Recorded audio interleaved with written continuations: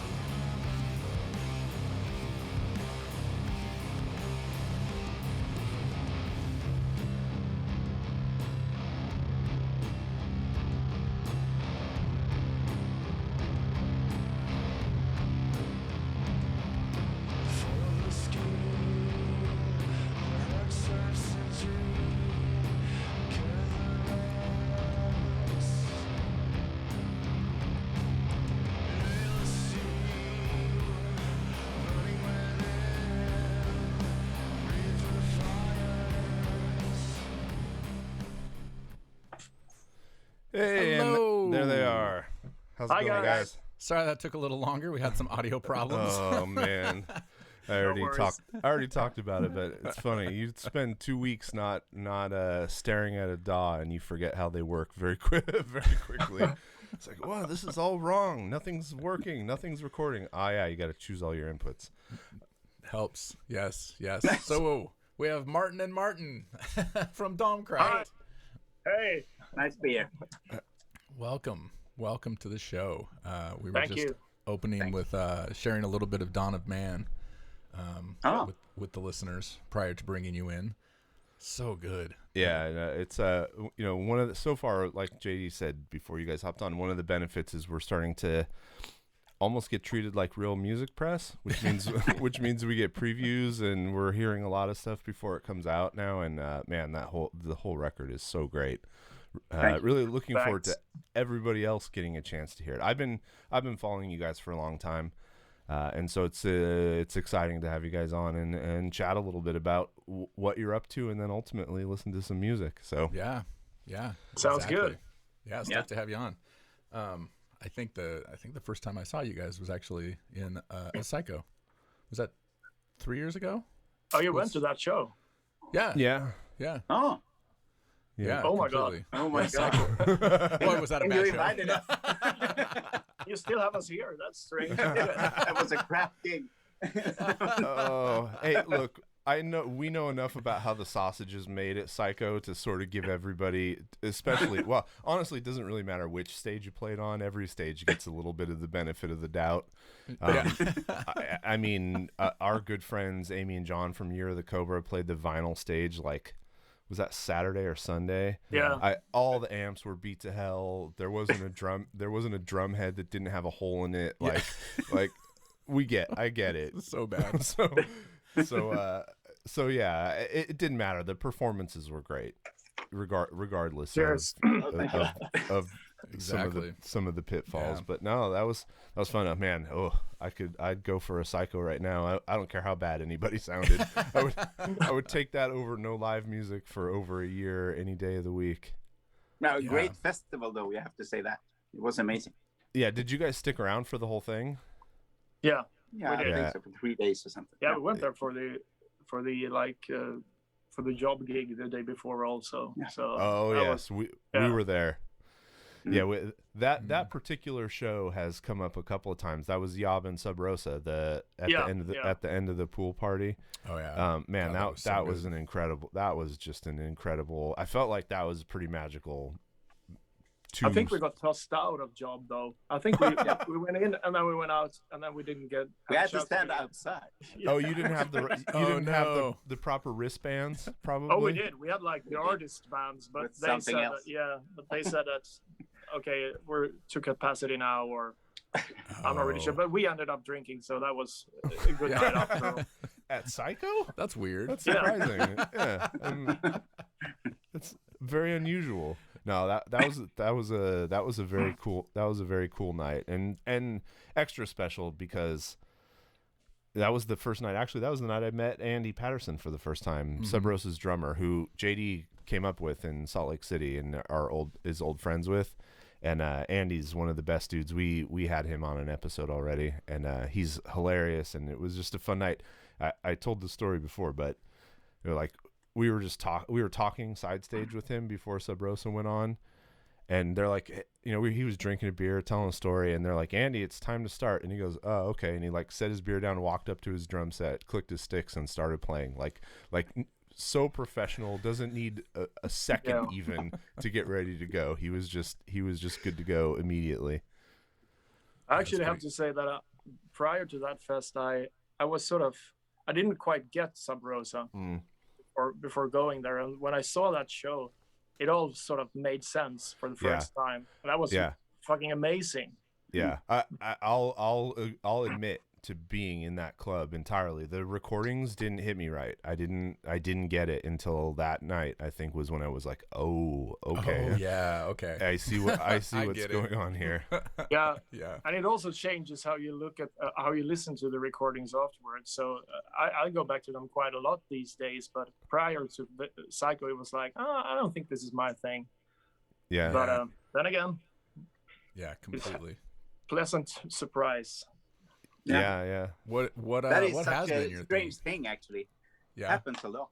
You hear a band live, and then the recordings sound completely different afterwards. Oh yeah. Yeah.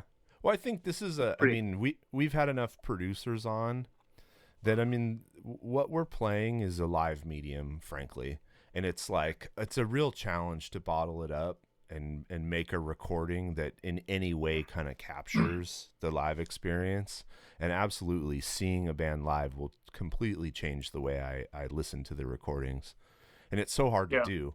And it's why there are a few producers over the years who have really stood out. Like, I don't know, maybe pop music's the same, maybe rock is the same, but it seems to me like, you know, there are a small number of people who've really figured out how to translate the experience, and that's why the artists go back to those same people over and over and over again. If you look at Andy's pedigree or Billy Anderson, or, you know, any number of producers who've like cracked the code on recording this wild, incredible, loud music and making it, you know, enjoyable to listen to on your stereo. Yeah. Speaking of, who recorded this new album of yours, Seeds? Who did you do that with? It was recorded at a studio called Welfare Sounds in Gothenburg. Two guys called Kalle Lilja and Per Stålberg. And they're like, both of them are musicians in touring bands. And they've done some heavy stuff before, but mainly their focus is on like guitar-based alternative pop. The studio has become that. And they sort of have this label also. But they're both like, Paris in our age, and we have the same references, and he likes this kind of music. So we felt that, plus they have a great live room, and we always go for a great live room. So they managed to get a great recording, and then we had it mixed by called Daniel Lidén, who's also done Lowrider, Greenleaf, Catatonia, and Horndal.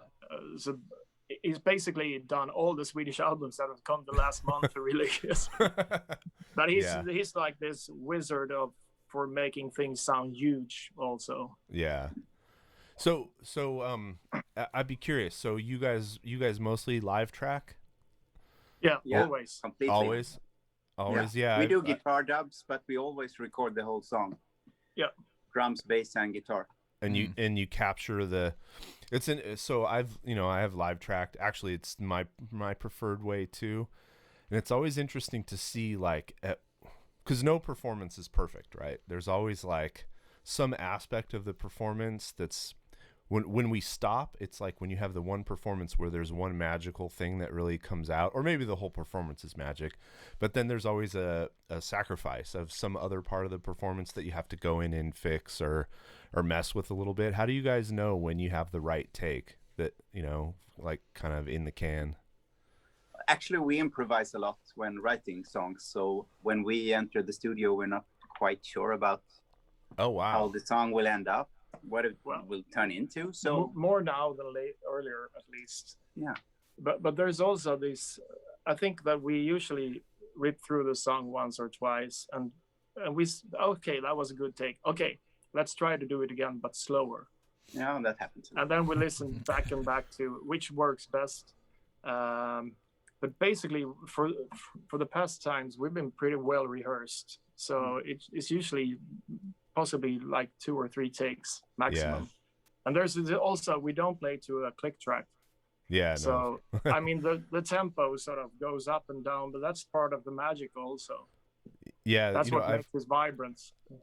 I've gotten hooked on this YouTube channel. I forget what the guy's name is, but he's like this music surgeon or something like that. And what he does is he takes old recordings and he chops them up and lays them on the grid perfectly as if they were recorded on a click, and then even time adjusted so that they're even closer to perfect. And then you listen to both versions and hear what a difference it makes in like some classic rock and metal songs to be perfectly on time, and then to kind of have the swing that they had in the original performance. It's from a musician's perspective, it's a really interesting experience. I actually just recorded to a click for the very first time, and well, actually no, I didn't record to a click.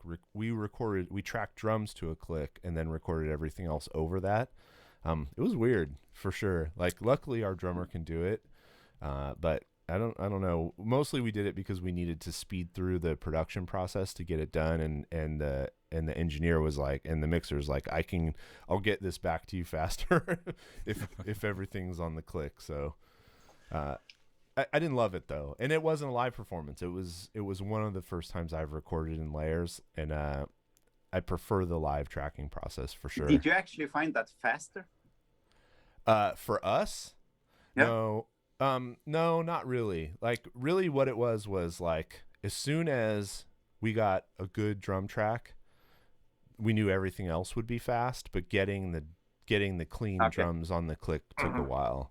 And then the bass part, it was we did a cover of Space Truckin' for a Deep Purple tribute record that Glory or Death Records is putting out. And I don't know, I was a take and 2 punches. Like, but I always say, like, the bass player's got the easiest job in the studio by a wide margin. He knows by a wide margin. It's like, some of us are dumb enough to sing also.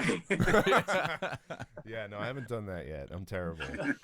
But I'm also good at picking up sandwiches or burritos after I'm done tracking, which is the bass player's job, I feel like, in the studio. You have to start doing that. No, that's Sanders' job. Yeah. Well, no. Hey, look, the drummer's job. If he has to, the drummer's job is hilarious because once those drum takes are nailed, they can just leave. Like, day one done. Have fun for the next 4 guys. Have fun for the next 4 days. But no, if you're singing too, that's the whole different. Singing's the hardest to me. It's the most vulnerable position. I mean, I guess it depends on exactly how you sing, but I always feel the most for Troy when he's tracking vocals. Like, yeah. Sorry, I thought you were done. I'm never really done. That was actually something that I noticed. It seems like your vocal style changed a little bit this record. Well, yeah. Or I don't think it's changed, but we gave it a little bit more space to be varied on this record. And one of the reasons is also that we tuned down for this album for the first time. Oh, really? Yeah. We usually play in D standard. Now it's C standard. Oh, Jesus. Which it's not that low, really. But no. I mean, still, it sort of gives you some more liberties when you're trying to track vocals or get like different vocal lines or styles going. Otherwise you just have to be on the top of your lungs and just shouting to reach reach the notes. And it was good. Yeah Maybe that was it. Maybe it was just a different production. It just stands out. Definitely. It is intentional, and it's also, I mean, the main thing is that there are more like low parts, more like calmer parts where I just not necessarily scream my lungs out all of the time.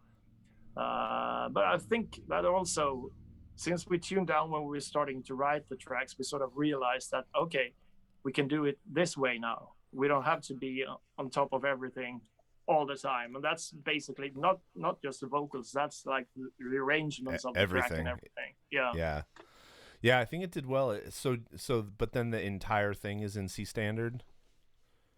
Yeah, you guys don't mess around with different tunings, song track by track. I do sometimes on guitar, but the main part is C standard.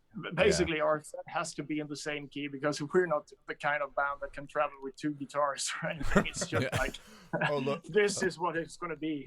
Yeah, I mean, I have a totally different perspective on all of that because I started playing a 5-string, 25 years ago. Yeah. And we're, typically we settled on, I'm going to tune a 5-string half step down. So I'm playing in B flat standard. Yeah.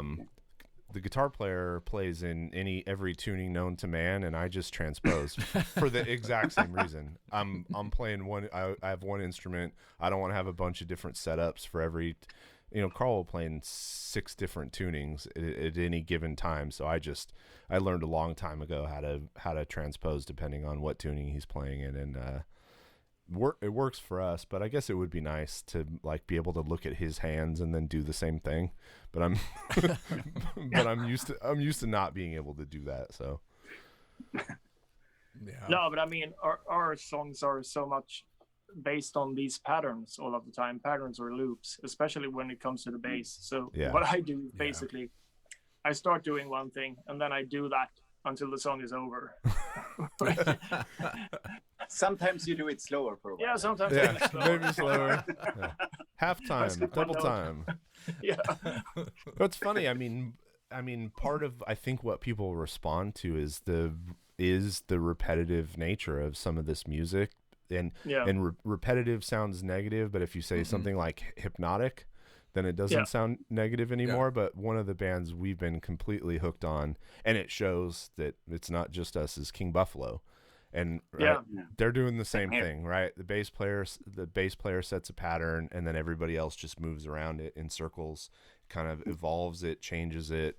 But he's kind of the center of the whole thing, and I love it. I don't actually like playing that, but I love listening. I love listening to it. Yeah.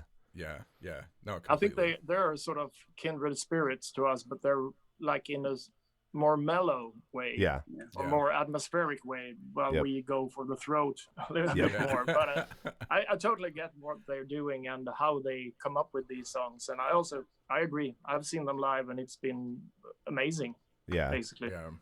Yeah, because it's like I was curious to hear, but not shocked to hear that you guys improvise a bit, because the nature of the songs is kind of similar, and you know, I always imagine their songs evolve out of jams. You know what I mean? That's just part of getting better as a band, is going into a room and doing that process, that repetitive process.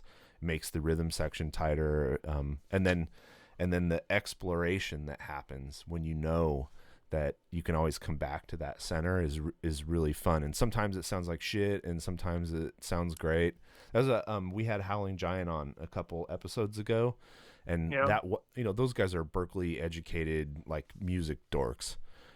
and but the new record that they just released is jams that they did on Twitch.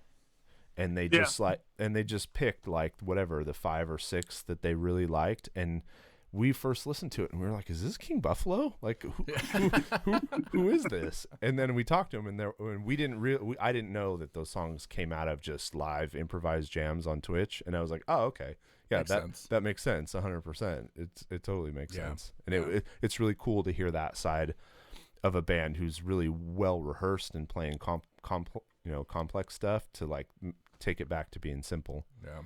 But that's also I mean, when you talk about progressive bands or about progression, you always sort of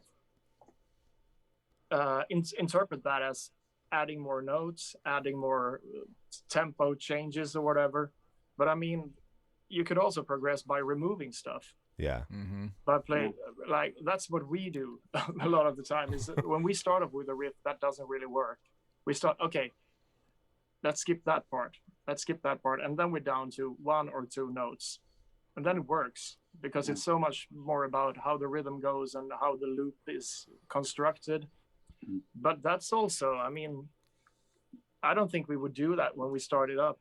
It sort of takes some time to learn how to get those things going also, because the most obvious way of adding layers to a song is adding more more stuff.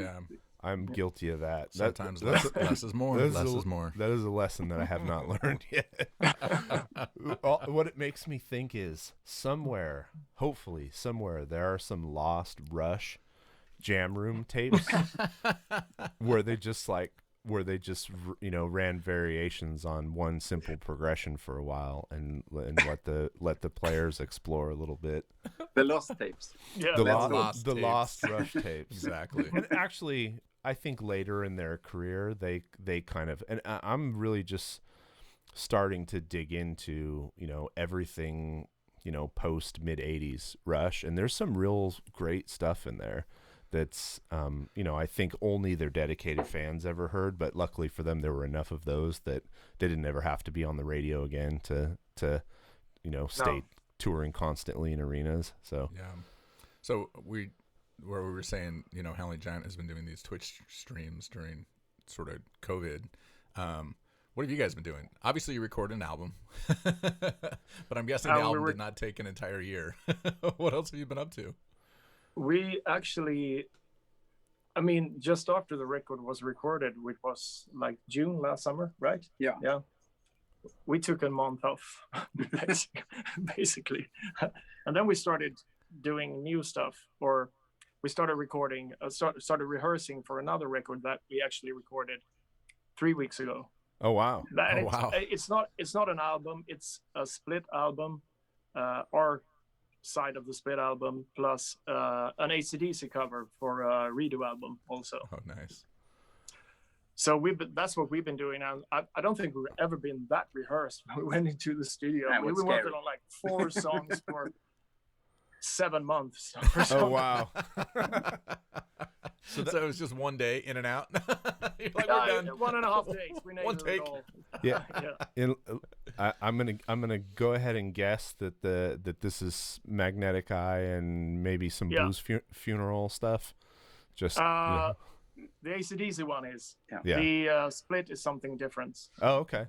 Yeah. Cool. Yeah, we real fascinated by the kind of super rich music scene in Sweden, and we had a guy named Max Malmer who's in a band called Cavern Deep up in what town? Umeå, yeah. Did we say that right? Yeah. Umeå. Yeah, there we go. Who gave us a really great primer on kind of what his take was on why there's so much music coming out of Sweden. But what's you guys' feeling on I mean, 10 million people in Sweden. There's 10 million people in LA County. Yeah. California has 40 million people. Are there any bad bands in Sweden? This is my question. Yeah.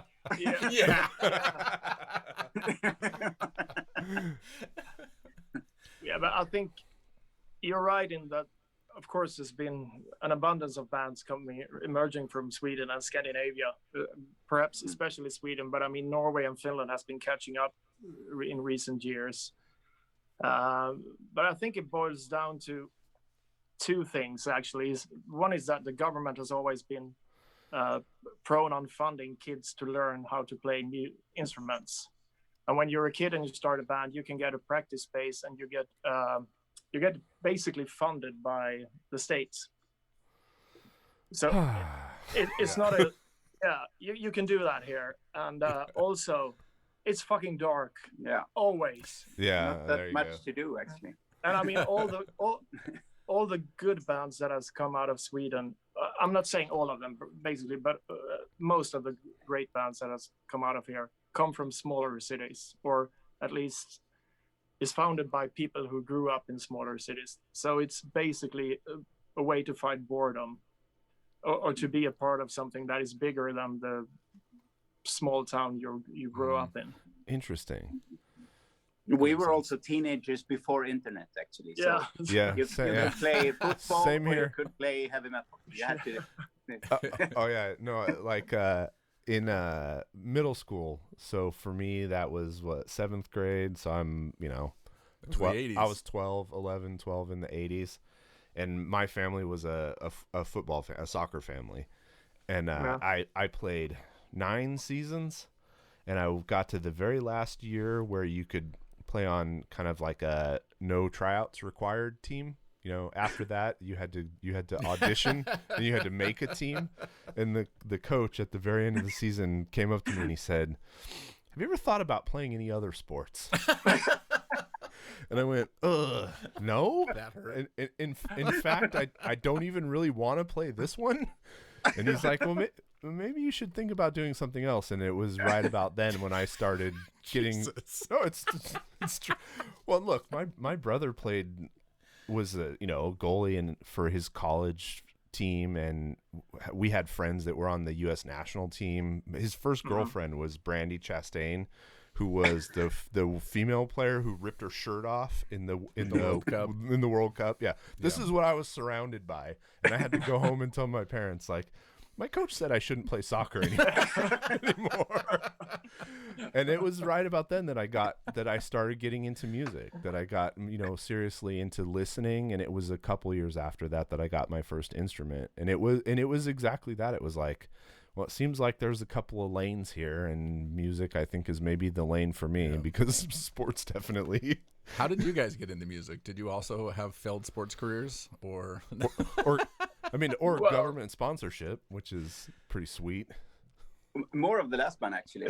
We were bored. I grew up in a small town in Sweden called Kalmar. You had nothing to do. You were kind of bored.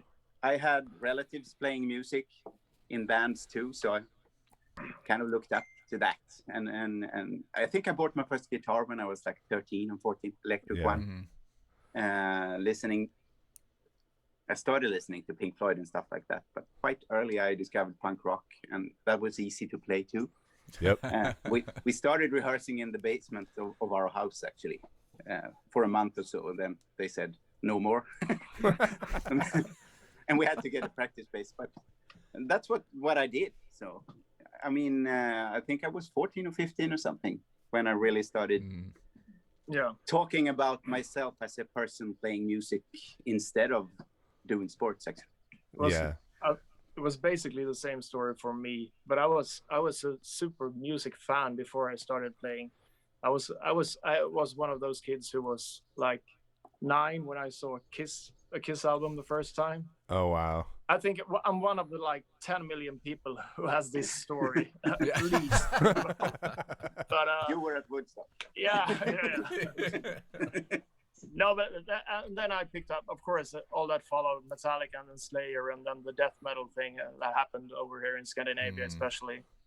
And I come from an even smaller place. It was like a 5,000 capacity small town on the west of Sweden. And I had a couple of friends who sort of shared this interest in music. And when we grew up, there was no one who actually sort of had done anything in music from that, not even from the like surrounding towns. But I grew up with a bunch of guys who really, they sort of, something happened after, like in the early 90s, because one of my best friends was Adrian, who plays the drums in At the Gates. Okay. Oh, yeah. And also I played with his little brother, Daniel, who plays in Arch Enemy. Of course. And I actually taught school for, when you're out of work, you sort of get these, you can be a substitute teacher in Sweden, even if you're just like 19 or whatever. Oh, wow. And so I had this class that was sort of, was one of those sort of kind of rowdy classes. They were a bunch of 11-year-olds. At one time, I had to bring down a kid who was riding his skateboard on the desk, while another guy dissolved like pencils in water and drank the water. So that was what I was coping with. But one of those guys, he became the basis of Meshuggah. So, okay. Which is pretty good for a really small town. So I think it's a different story there now. But I think we all came from the same thing, that it's sort of there had to be something more to this, basically. Yeah. And it was always heavy music. It was never dreams of the Eurovision song contest. Oh. But we've been playing other stuff. Yeah.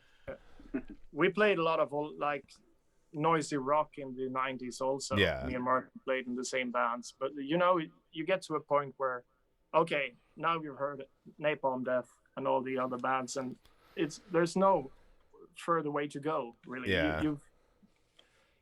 You reach a plateau as far as how fast can it be, how heavy can it be, and then you start investigating other things. And then we came into like My Bloody Valentine and bands like that.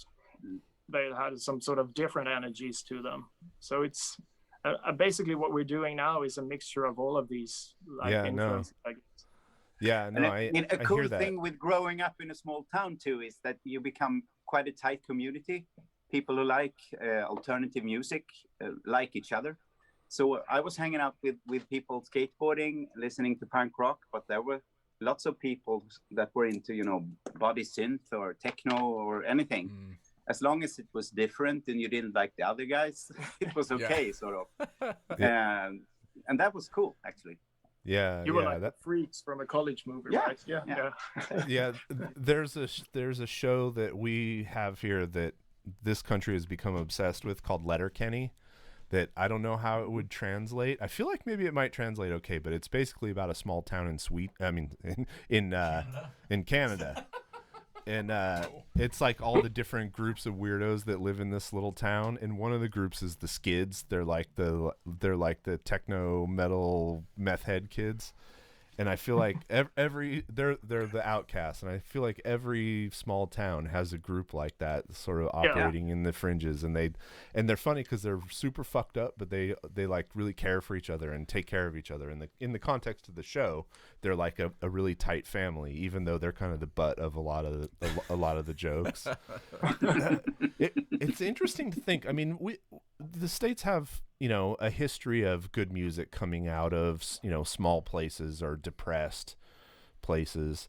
But imagine how that would be amplified if there was, government funding for it, if people actually got behind it. Because if you do it here, it's like, despite everything pressing against you, there's no support for it. So it has to be like a true labor of love, because you kind of sacrifice everything, even possibly being able to eat in order to do it. So it's kind of a weird dynamic. I would love to see what it was like. But, like the town that gave us Kurt Cobain and Buzz Osborne is a shithole. It's like, by their own admission, is a horrible place to live and grow up. And even, even at the peak of grunge in the 90s, Seattle wasn't what it is now.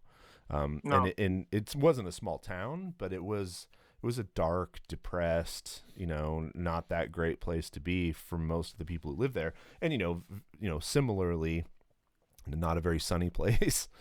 So it's not surprising. I wonder why we don't get more good music out of Alaska. Maybe because it's just too fucking hard, far apart. Too hard to get to the rest of the states from Alaska. And Hawaii, I always thought the same thing. Like, you'd think that there would be, maybe a strong punk rock tradition in Hawaii or something, but it just doesn't happen. And I think the government funding, oddly enough, is a really important part of that. Oh, so important. Yeah. Really good weather in Hawaii, though. Yeah, that's true. Yeah, everybody's outside all the time. There's really no reason to be inside. Exactly. That's why everybody just plays acoustic guitars and ukuleles there, because you're outside. You don't need amps. Nope. Yeah. Should we listen to some music? I'm down. Speaking of music, yeah, let's get into some. All right. So, like we said, these are submissions that come into our inbox either directly from bands or from their PR people. We only pick stuff that we've never heard of or seen before. Anytime, like, we had Darren from Pinkish Black on, he sent us a submission, and I was like, fucking, are you kidding me? Like, I've seen you. I can't listen to you blind, but I'm come on the show. I'm excited. He's like a Century Media, or like, come on. It was funny too, because he's on a major label, but he said on the show he's never made a penny from record sales. Yeah, it's crazy. Even from our perspective, as someone who's on a label that I would expect is compensating, nope. No go. But crazy. But so this is stuff that we're is new to us, new to you, and hopefully. I tried not to pick any Swedish bands just in case. Yeah. Well, that was the other thing Max did, is kind of gave us the lay of the land on Swedish bands. And so now I've listened to most of the, he said, here's all the Swedish bands that are great that you probably haven't heard. And then we listened to all of them. So now I can't play those anymore. Exactly. I don't even want to try to say the names because I'm going to sound like a dipshit, but Galpa. Right, you have to. Galpa is amazing. Yeah, Galpa was what the fuck is Bjork doing singing? Bjork doing a metal band. It was awesome. All right, so I'll share my screen with you so you guys can see what we're listening to. Yes. All right, so what's first? The first band is called Five the Hierophant. Hierophant? Yeah, that's some Egyptian shit. Five, and the song is Song. It's just whatever. It's called Song? It's just whatever comes up. That's good. It's not called Song. That sounds good. Yeah, great name. So I'm gonna tangent real quick before we listen. So what I struggle with this as a person writing music. What's your take on kind of mining other people's mythology for your music? Like bands over the years, especially in metal, love to dig into whatever Egyptian mythology or Middle Eastern mysticism, things that aren't yours. You guys in Sweden have a pretty rich kind of folk history and tradition that I know a lot of Swedish bands mine. Yeah. The thing is that has been hijacked by the skinheads a long time ago. Of course. Basically. Or it's like, it's political basically, and there's some bands that still do it, and they do it, I think, in a pretty good way, but it's not for us really. Yeah. And we're not that big on like storytelling in that sense. So it's basically just based on like feelings and moods instead. Yeah. Yeah, that's certainly one way to avoid it. The other way is kind of what a lot of bands do, which is to get into, science fiction or outer space or made up fantasy so that you don't have to, infringe on other people's history. As it's like, it's something that I think has been sort of thoughtlessly done, especially in metal for a long time. Is like, oh, I'm really into the Incas, so I'm going to learn. I'm a white guy in San Jose, but I'm going to really steep myself in the traditions of the Incan traditions. Incan traditions. Write an album about it's it. like, should you really be doing that? I don't know if that's. Well, there was a book that came out a while ago called here it is. Here's the first one of me forgetting something. It was called The Hipster Handbook. Oh, okay. And it was how to identify all the different hipsters. Yeah. And one of them was called a Cherahonky, which is like that white person that gets really into Native American culture and has like wolf paintings everywhere and like dream catchers all over their house. The Cherahonky. Well, look, it's dark as fuck. But one of the, growing up in America, one of the things that white people love to do is say, "Oh yeah, my grandpa said that we have some native blood," and then run with that as if it's part of your identity. Unfortunately, like 23andMe and Ancestry has blown a giant hole in everyone's ability to do that because they can actually like kind of check for it. Prove it. Didn't you have a funny story about that, like someone investigating the relatives way back? That it was my grandmother actually. She started to discovering things, and she called it like every week and told us new amazing stuff about our family back in the 16th century and stuff. Oh wow. And then suddenly she didn't call anymore. We kind of asked her, "Hey, Grants, anything new there?" "No, you shouldn't keep doing that." Let's not talk about that anymore. And then a few years later, my mom said, "What was that?" So she started digging. And she did that for a few weeks, and she called back and said, "I discovered this and this." And then after a while, the call stopped. Wow. There's Come dark on, shit going what on is in it? your family. Let's not talk about that. Yeah. You don't want to know. You're ahead of us. So there was no more talking about. I guess I will do the same thing in like 25 years. Yeah, you're gonna have to start digging in. Oh no, if you just activate like for 1 month the paid Ancestry.com subscription, you'll find it in 10 minutes. It's all. The more people who do it, the more well documented it is. You'll get. That's amazing. There's going to be a Kingslayer somewhere. I'm related to Russians and Germans that went to Asia and killed people left and right. So, it's there. And it's funny because this came up in Max's episode, but the Sami people in Sweden and in all of Scandinavia, like I didn't, other than maybe some caricatures and Christmas stories, didn't really know anything about it until we saw Frozen and Frozen 2. Yeah, Frozen 2. Yeah, exactly. And like my daughter at the beginning of the pandemic is like, I'm gonna learn Swedish. I was like, why? Where did this come from? And part of it was from Frozen 2, which was an interesting. I don't know if you guys.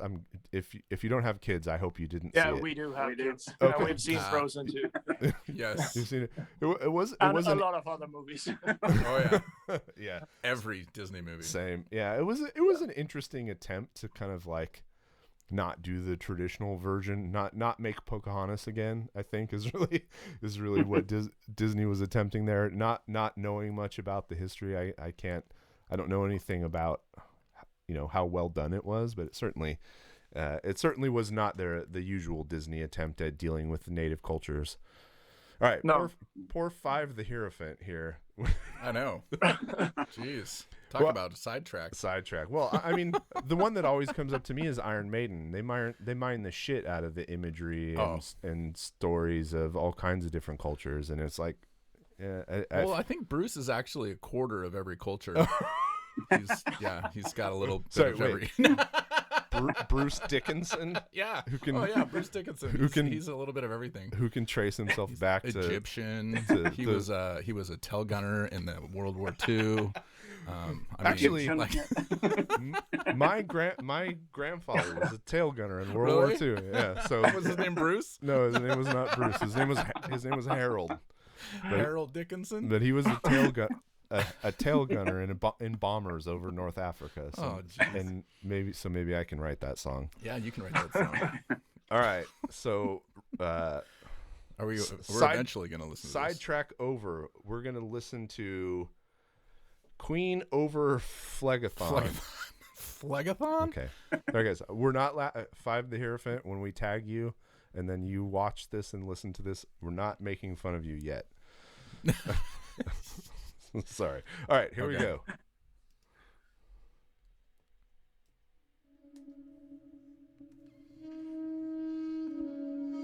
Tell me that's a horn. That's a saxophone. That's a saxophone.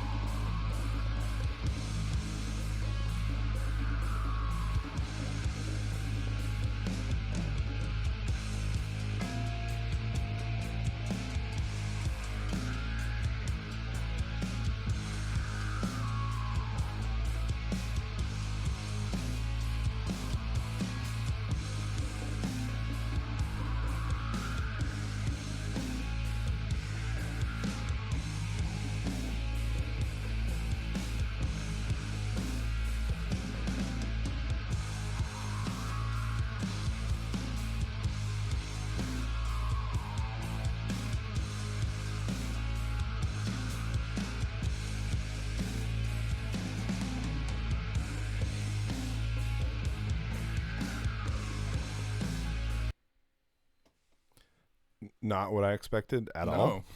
That is not what I expected. It's kind of cool. Yeah. I liked it. Yeah, I was just listening to this. Well, first of all, I always look at the tags after I start listening to the song. Jazz metal. Jazz metal. That's a good one. I don't know if I've seen that one yet, but so we got we have a normal band set up, and then also a bunch of other instruments, including horns, violin, ragdung, which is new for me, djembe, which is the drums that I think they were playing, and bowed guitars and saxophone. Interesting. So very different. I like that That must have been djembe. That was the djembe. I was thinking it was the bongos, but it was kind of cool how that sort of layered throughout the whole song. Well, for the 2 minutes we listened to. Yeah, for the 2 minutes. Weird journey through darkness of jazzy blackened doom was not a sentence I ever expected to say out loud. Jazzy blackened doom. No, but you really want to know where this is going, actually. Yeah, I Oh, agree completely. Yeah, so it's an 8-minute song. We actually got through 2 minutes before I hit the pause button. Yeah. They are from London. No description. Yeah, no. Yeah. How do you guys feel about the descriptions? Yeah, like under the band name, you have that little spot in Bandcamp where you can say like, "We sound like Soundgarden" or whatever, whatever to describe your music. Do you know what's on your Bandcamp page for that? No. No, I don't Not know. at all. It's basically something we wrote like 6 years ago. And then forgot about it. Yeah, Here it could be. It could be. It says organic, electric, hypnotic, loud. Yeah, This is Domkraft. As you say, another way of saying monotonous and not going anywhere. Yeah. No, that's good. No, it's good. I like that. I mean, since you've already said you guys are kind of writing about mood and feeling, then that's the perfect way to describe it. Yeah. Yeah, I want to hear a little bit more of this. Should I scoot forward or should we keep it going from there? It's 8 minutes. We're not going to get through the whole Maybe thing. scoot it forward. All right. Yeah, let's scoot it forward. If it goes somewhere bonkers, then we'll go back. Yeah. Nope.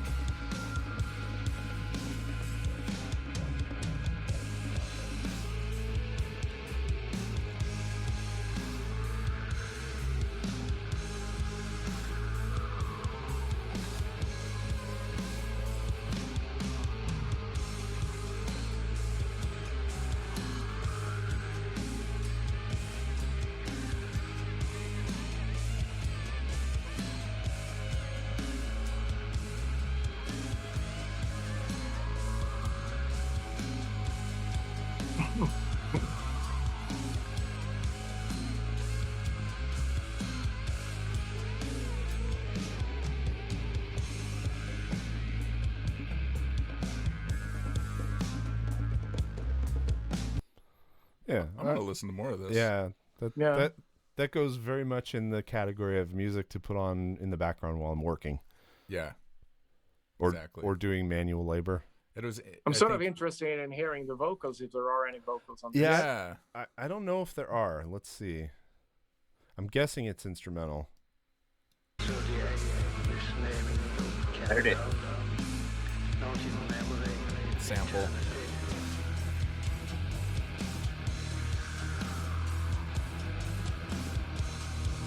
I like that at 7 minutes we got the first chord change. We really respect that, you know. I had a feeling you would. Yeah. Oh man, these descriptions are killing me. I mean, when you inspire people to this kind of writing, I think you're doing something right. Imagine circus containing mammoths and reptiles coming to your town. This is the music the clowns would play during circus's trip over the world. Jeez. It's like, yeah, kind of. Yeah. Actually, we've listened to a few things where I was like, you know what this kind of sounds like is a Cirque du Soleil show. Have you guys ever seen a Cirque du Soleil performance? We're familiar with it, but we haven't seen it, though. Because the band is always like world music and jazz capable, but then when they get to the darker parts of the show, they do this kind of sort of heavy thing. Metallic stuff, yeah. Yeah, a little bit, but still with these other instruments in the background. This is for sure like the freakiest Cirque du Soleil show soundtrack that I've ever heard. All right, so what does this guy say? Imagine a 20th century orgy between Monster Magnet, Butthole Surfers, God Machine, Morphine, and Gore. Actually, that's funny because, I mean, Monster Magnet and God Machine are two of the like influences that we usually state when someone asks us. Yeah. So. Interesting. But I'm not really sure if I buy that description of what we've heard this far. Yeah, that was a listener, not the band themselves. So you can you can just the morphine part you can understand. Yeah, the morphine part, but that's basically because they have a sax. Yeah. Yeah, exactly. I feel like if you guys any band with a bass and a sax, morphine. Yeah. I feel like it would actually be a good matchup for you guys if you guys played in England. Yeah, sure. Like I would watch that back to back. Oh, 100% for sure, and it would be different enough, but also make sense to the same people. Yeah, that's cool. All right, good job, Five the Hierophant. All right, now it could be super cool live too. I can imagine. Absolutely. Yeah, I wonder how many people they have on stage with them. They should play Roadburn. It feels like they have all of the components that you want for Roadburn for the past years. Yeah, for sure. It was funny. I actually, since I've never been able to physically go to Roadburn, I didn't enjoy that Roadburn didn't happen, but I did enjoy that I got to watch all the performances that I wanted to watch. And it is a really, really out there eclectic mix of music for such a major festival. Like everyone sort of bought into Walter's vision and just sort of trusts him and his collaborators to introduce them to fucking weird music, which I love. I mean, I think that's so cool. Well, one of the bands that we fell in love with over the last few years is Zeal and Ardor. Yeah. And, Roadburn in the Chapel was Zeal and Ardor's first live show ever. That makes sense. Yeah. So, all right. What do we have next? ELCHIVO? ELCHIVO. You're already on that page. The Chives. You gotta go to the wish list. The Chives is a really great band, by the way. The Chives. ELCHIVO. The Chives. You said ELCHIVO, and literally I thought of the garden box in my backyard that has chives right now. It's like, chives and a baked potato sounds pretty good. That's hilarious. All right, ELCHIVO. All right, let's do it. All right, what do they want us to listen to? Ayahuasca. All right. Oh, I wonder what this is about. I don't know. I feel like you guys are in a good place. It's past 8 p.m. your time. This is early in the morning for Five the Hierophant and Ayahuasca. All right, here we go.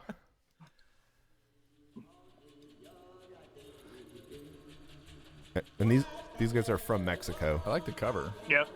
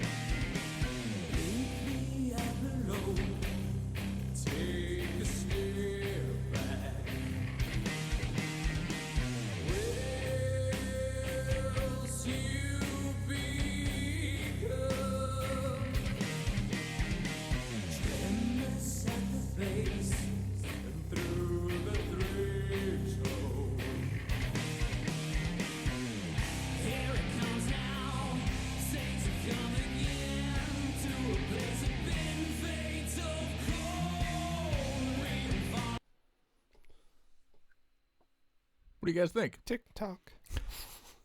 It's a familiar production, sort of. Yeah, it sounds like something that I would have loved years ago. Yeah, what I think is interesting is that there is this really old school vocals and riff style that basically is sort of Saint Vitus, Pentagram, Candlemass kind of style, but there's some arrangements and the production is a bit more modern. It's basic. There's more added modern metal in it, and that's kind of interesting. Yeah, we've gotten a few submissions from Mexico, and I feel like there's a 5 to 10 year gap kind of in terms of progression of music. So there's like, they're really into stuff there that we sort of got past already, but they're producing really cool versions of some of that stuff. Like those riffs I've heard. I couldn't think of what song or songs it was, but it was like, I've heard this song. I've heard this song before. I don't remember what it's called, but not necessarily in a bad way. Yeah, no, not at all. I mean, it sounded cool. The tones were really cool. The guitar had a cool tone. Yeah, I mean, I'll give them credit for one thing that I always have to give credit for, which is creating space in the mix for the bass player, which doesn't happen as much as it should. But I understand producers. It's hard to do. I get it. Yeah. I know we're competing. You have to stand your ground. I'm telling you, you have to stand your ground here. You do. I know we're competing for frequency with the all important. You're not getting anything for free. You have to fight for it. Yeah, the engineer, the producer is like, well, you can hear the toms or you can hear the bass. Great. No, that was good. It didn't blow me away, but I liked it, and I mean. I'm always excited to hear anything good from other parts of the world. I think we, especially South America, I feel like, I think it's pretty well understood in heavy music that there's a lot of great bands all over Europe.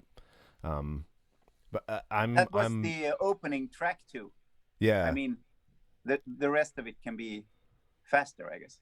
Yeah, that's a good. Yeah, jump to something. Yeah, let's listen. Like a song like Night Queen, which to me sounds like it would be a Guns N' Roses song. Let's hear what it sounds like. Night Queen could be a Melvin song. Oh, yeah. Or a Melvin song. Yeah, different content.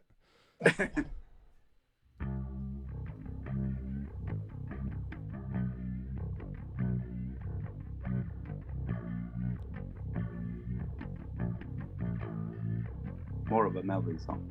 Yeah, there we go.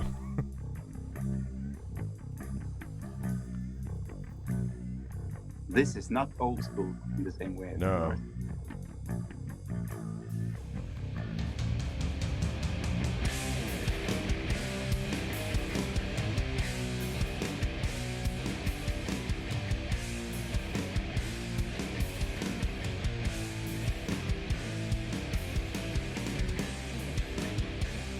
There is a King Basso vibe. Yeah, what about? Yeah. I like this.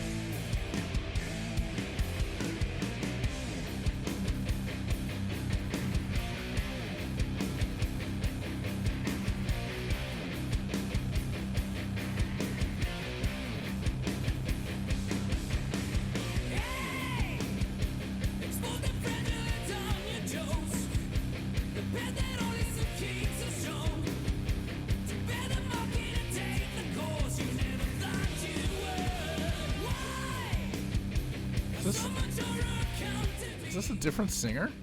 No, I don't think so. Huh. I would say the Melvis reference wasn't that off. No, not at all. Until Sebastian Bach started singing. No, I liked it. I think Buzz can do that kind of singing, and also. Yeah, for sure. No, that was good. That was a lot of chorus on the bass. It was. It's like I want to sound underwater. It did sound underwater. It's cool. There's a little aquatic sound.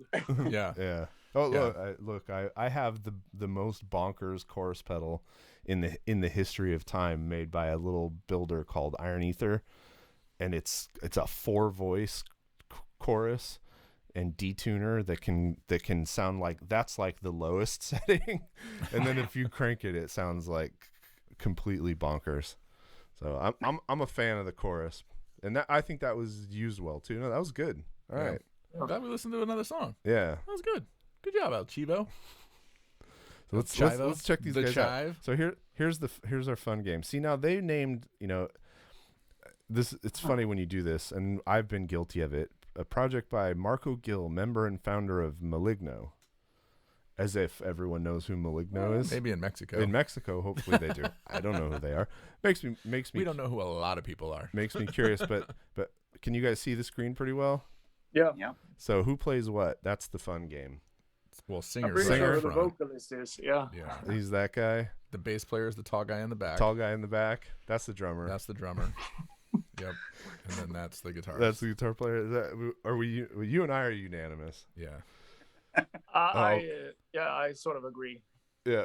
What's your take on taking band photos? Do you hate it or do you really hate it? I think. We do really hate it. Yeah, we do really hate it. We do. Oh, it's the worst, man. I mean, it's always when the label or someone asks about band photos, it's like we've got them. Yeah, but those are like 4 years old. Those are old. Yeah, but we don't change that much. We just get a little bit older for every year. It's not going to get better. Yeah, please understand it's not getting better. Yeah. the photos actually will not improve. We do not argue a lot, sometimes around mixes, but when it comes to band photos, we argue a lot. Oh, yeah? Yeah, basically. But, I mean, I also think that it's sort of... it's a dumb thing to argue about, really. If someone wants to take a photo of you and put you in a context somewhere, you just do it. Yeah. It doesn't really matter. Yeah. We're not going to look cooler than we are anyway. There's nothing. The only way to do that would be to not show us at all, really. Yeah, that's been my tactic for sure. Just nothing. The chives did look cool, though. Yeah. Yeah. We have one good set of photos that I really like, and it was from a day where a photographer came in and shot while we were in the studio recording, because then you just have good natural moments. But man, the four of us stand up and pose, and it is a fucking shit show. That's scary. That's really not your comfort zone. No, exactly. Okay, this is our Bandcamp pick. So one of the other things that we do, this is not a band that submitted, but sometimes we just dig into Bandcamp articles. Bandcamp writes a ton of great articles exposing like sort of different artists and different genres. So this was an article that they did on this guy named Body Meat. Ooh. Body Meat's unhinged pop footwork fusion, celebrating life's outsiders. So, I mean, Philadelphia, and all of this is like a really lame attempt to get Bandcamp to sponsor. Yes. Not really. Hasn't worked yet. But we keep trying. No, they really do really good music journalist work. Mm-hmm. I think maybe they're doing better work than maybe anybody else out there, as evidenced by I get home from vacation. I have the latest issue of Revolver in the mail, and I started flipping through well, first of all, it's 2021. Does Revolver need to write an article about what Evanescence is up to? No, they don't. No, they don't. I don't know. I mean, I don't know who cares exactly. And then the fucking ads in that magazine, the labels and the bands that pay for ads in Revolver magazine. If you want to have a real party, to flip through and just look at the ads, because it's a riot, man. Like these bands that you've never heard of, that I can't even imagine the stories behind some of them. But I was reading and I texted him pictures. I was like, holy shit. Because when we were on with Santos from Old Man Gloom, he started talking about kind of the aesthetic of these old dad rockers and the jeans with the rhinestones and the pocket flaps and the goggles and the headbands. And no joke, one of the bands that was featured in an ad that, you know, like you would think, oh yeah, maybe if Megadeth's putting out a new album, they'd put an ad in Revolver. No, this band, I forget what they were even called. I don't know. I won't embarrass them on air, but holy shit, they were like to a T exactly what he described. Exactly what he described. It's like, just get a black shirt and some jeans, man. Oh. But that basically, it sounds like ads in music magazines all over the world. Everywhere, yeah. I used to sell ads for a local music.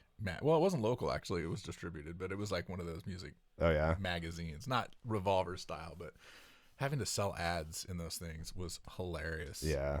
Like, the people that you got to talk to with the labels and all of the, you didn't know all the, like, the slimy, they never paid for their ads either. Like, I'm sure in Revolver you pay up front. But yeah. I think the one that's like semi close to passable for a mainstream magazine is Decibel. you know, they at least some of the ads are relevant and not embarrassing, but then Decibel's sort of like a cool kids club. And I think that the advertisers, I think, I don't know for sure, but I feel like they have overall deals that are like, we'll give you an ad, we'll write a story about, you know, we'll feature you and whatever. So you end up with a mix of good and bad. But Revolver, man, that was hot trash. All right, so I'm fascinated by this the year of the Orc EP by Body Meat. Yeah. If I saw that in a headline, I'd go, I'm going to listen to that. Oh, for 100%. Sure. Yeah, it's described as mutant pop or hyper pop. All right. So we'll see what that means. So Twigs, is that what we want to listen to? Ultima. All right. That's the song that they wrote about. All right. Make sure my volume's up.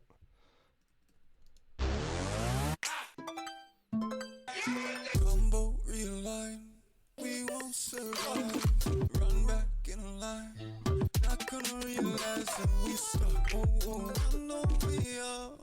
Follow inside. Oh, I don't realize. Oh, I know it's different.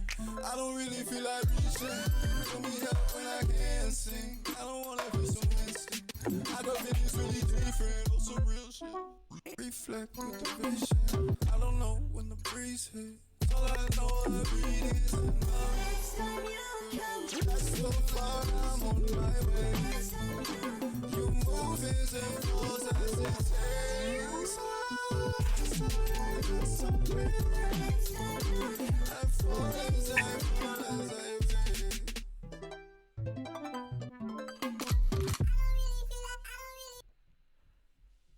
That's really cool. I don't know if I can listen to that for like a half an hour straight. It gives me tremendous anxiety listening to that.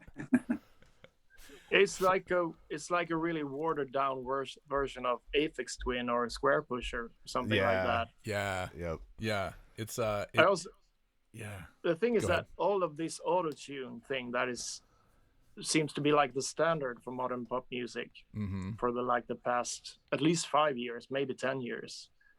That sort of makes it difficult for me to sort of hear a difference between different bands or singers. Almost like it's just one sound in different songs. It's not like you can't really hear the artist anymore. Yeah. Certainly the arrangement and the music side of it had a strong personality. But the vocals just were like, whatever. Well, it almost sounded like he recorded his vocals and then turned them into samples, and then used those vocal samples as could be. It was weird. Yeah, I've always been impressed by breakbeat. I mean, just being able to write music like that, and I've been working a lot trying to understand it. Never became my thing, actually. Yeah.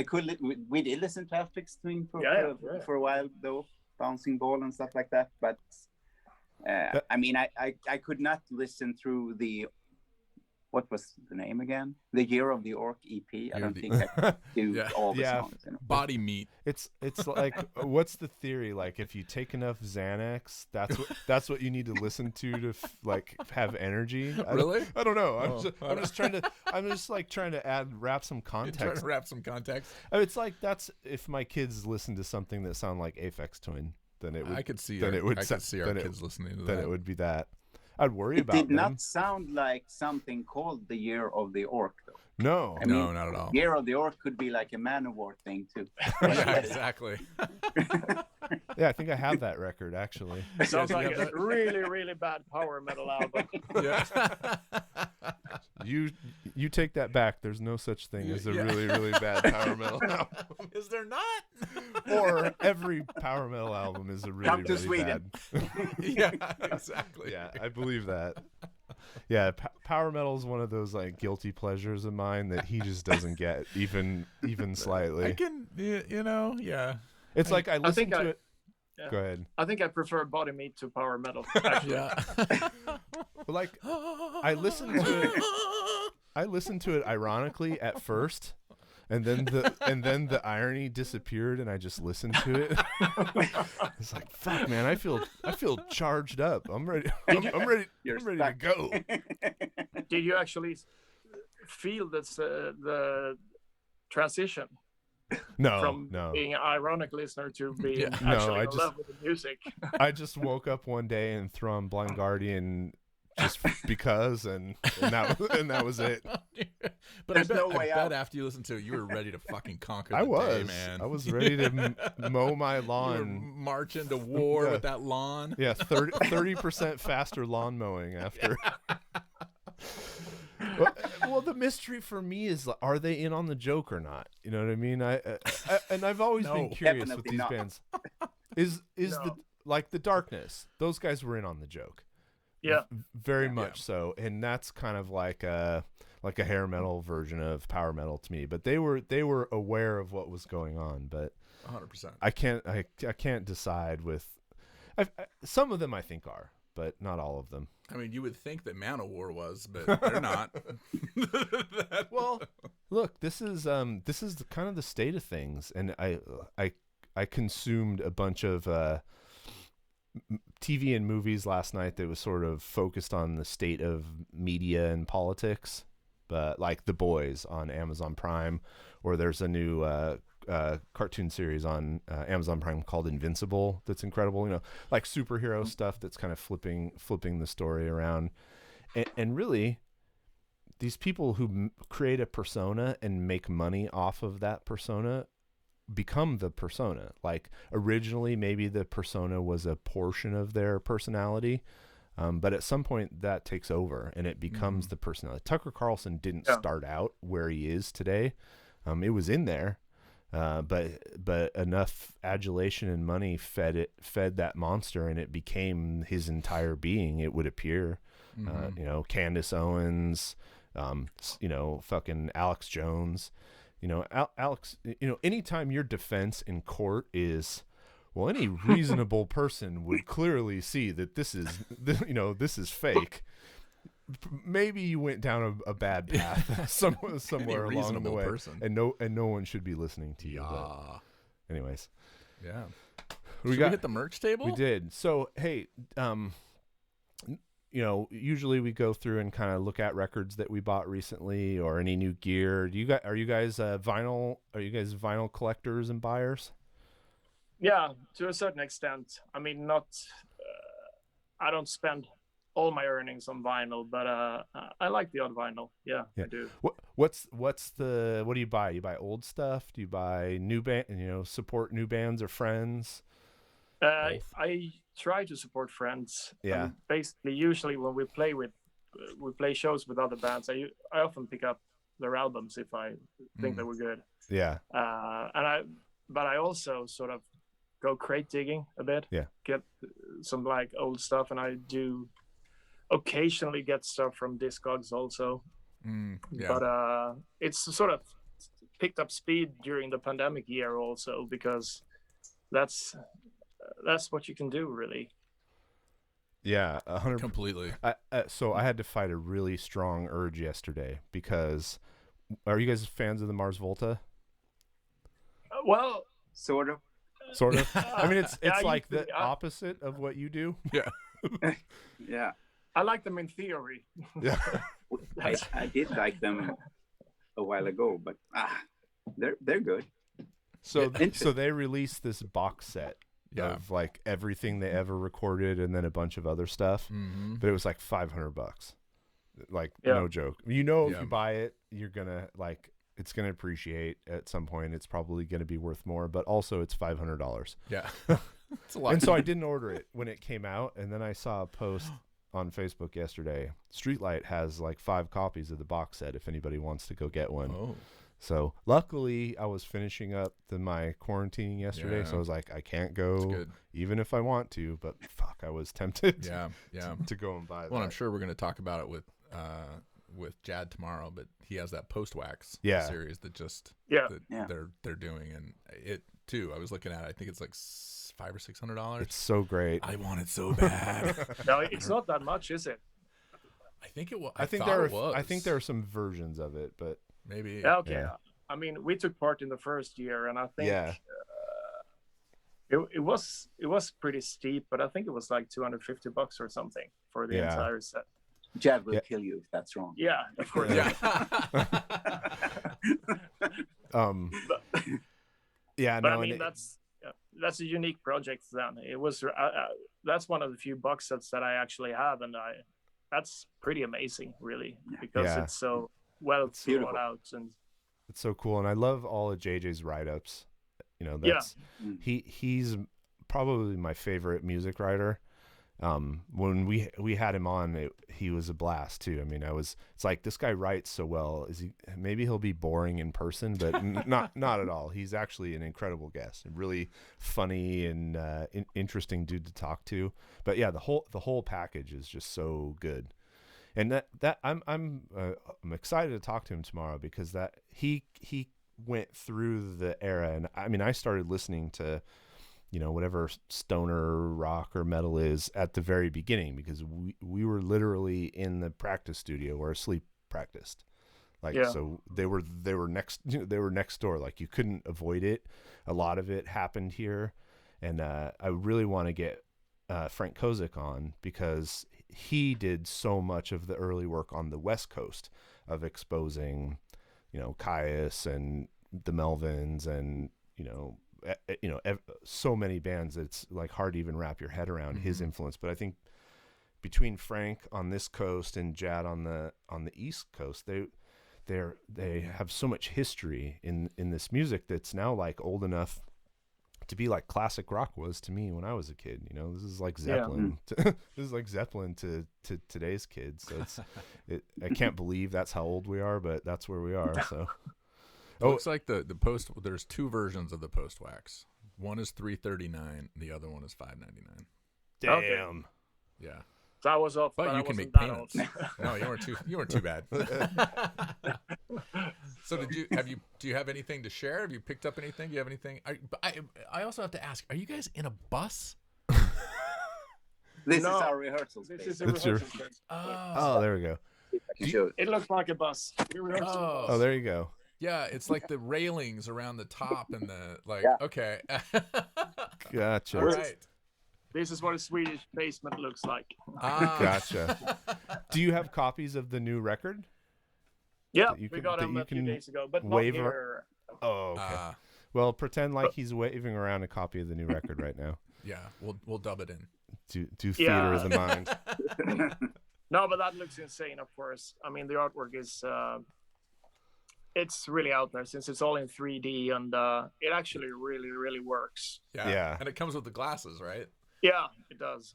Yeah. You could actually get some good lighting going, and then look at it and listen to the music, and be prepared to sort of want to go to bed right now. Who did the artwork? It's a guy who's been doing all of our artworks, called Björn Appeldags. He's a friend, and he's a pretty big name in Scandinavia when it comes to drawing and designing stuff. But he's basically he's almost like a fourth member, really, because he does all this stuff on his own. He interprets what we do, and he's not a metal guy. He's not a metal guy at all. So it's like his interpretation of what metal should look like. Oh, that's funny. Yeah, so he breaks all the conventions. That's one thing that's really always stood out to me, is the records look interesting and they look like you sound, but they don't look like metal records, which is cool. Yeah, that's the general idea of it. Yeah, completely. And I love a tight collaboration with an artist. Like, we've used a few artists over the years, but we're kind of like locking in with one person that we've started using now over and over, and just like his vision and our music sort of works together really well. So I have a feeling we're kind of going to go down that same path of just collaborating with somebody to create an overall look. And that's powerful stuff, man. Some bands focus on it, and to the betterment of everything, because part of it's about communicating the vision, but another part is just about creating a brand. I mean, if at some point you're trying to live off of this, you want to reach as many people who would pay for your music as possible, so that you can then just keep making music. And the visual part of it is an absolutely massive part of it. Actually, Nick did our background too. The same artist who's done most of the work for the band. Yeah, that's nice. Yeah. Yeah, I feel like you guys have done a... Go ahead. No, I was just saying that I think that it also has to do with the fact that the only sort of, I wouldn't say the income you get, but the only thing that you can get that you can actually get an income from is from vinyl sales, really. Yeah. And t-shirts. Yeah, and of course you have to make something that, of course, also looks pretty nice to own, that has that sort of urgency in it. Yep. And I mean, I think that we've done. There's been other people doing like EPs, and the post-wax thing was also great, and that was another artist. Yep. Who was attached to the project, but for the full length, I think we're gonna keep working with Björn there, just to sort of have a straight line in that. And I hadn't seen anything he's done that wasn't drawn before, but when he said that he wanted to build something, because this is actually built. Yeah, it looks physical. Built a diorama and shot it with a 3D camera. So we were just, That's so crazy. Cool. Yeah, it looks so different from all of the other album covers. I have to check my inbox, but I'm pretty sure I have 2 copies of that heading our way. Oh, I bought 2 as well. More giveaways. That's good. All right, well. All right. More giveaways. We do this. We've been hanging out pretty much solely with each other for nearly a year. So this is what happens when you do that. It's basically the same for us. It's these 2 guys and the families that we've met. Yeah. Yeah. That's great. That's kind of what we decided early on and stuck to it. Although now it was kind of like that before too, though. Yeah. So nothing really changed. I mean, same here. Some people call it quarantine. We call it life. Life. Yeah. Yeah. I mean, not far off. Other than for me, band practice and then running shows. We book a lot of shows, so we have the normal people that we hang out with at the venues, and three nights a week we're out at a show or running a show. So this has been an interesting adjustment to not meet people in the music business on a weekly basis. Part of why we're doing this, because both of us crave that sort of interaction, and we lost it. So we found a way to get it back, even if it's kind of an imitation of the real thing. It's just virtual. We figured it out. All right. Well, What'd you get? I went digging. I was my daughter is going to college next year. Jeez, and for our first vacation, we actually had to tour some campuses because she got into a bunch of schools in Oregon and Washington. And so I managed to go to a record store in Seattle that was really cool. And was it called Golden Oldie Records? No, it wasn't. I should find it and shout it out. I will at some point. Yeah. It was a really cool spot. Here we go. It was called Daybreak Records. Mm-hmm. Kind of if you're in Seattle, it's kind of like near Ballard, which is an up and coming neighborhood in Seattle, mostly because that's where Amazon built their campus. Amazon, is that a company? Yeah, Amazon is a company. I don't know if you guys are familiar with Amazon. Sort of, we've heard the name. They sell stuff a little. So starting to expand globally. So I went to record stores in Portland and Bellingham and dude, just show us the records. No, I'm just kidding. This is quite a build-up. No, I'm joking. So I went from everything to like the record store doesn't even have a metal section to the record store has a metal section with 50 Disturbed records to then Daybreak in Seattle, who had a metal section that literally had 3 records that I knew what they were. And I mean, I do this. I may not know as much as some people, but I mean, I swear to God, I flipped through 2 entire stacks and saw 3 records that I recognized, and I bought 2. And I bought 2 of them. Sweet. One was we listened to this Cobalt record. Remember, we were listening in the car. Did we? Yeah, I forget what it was. Oh yeah, we did listen to Cobalt. Yeah, Cobalt was cool. It is a really cool record, and it's a 2-piece produced by Dave O'Terry in Denver, who's doing tons and tons of heavy bands. He's the guy who's recording the new Pound record.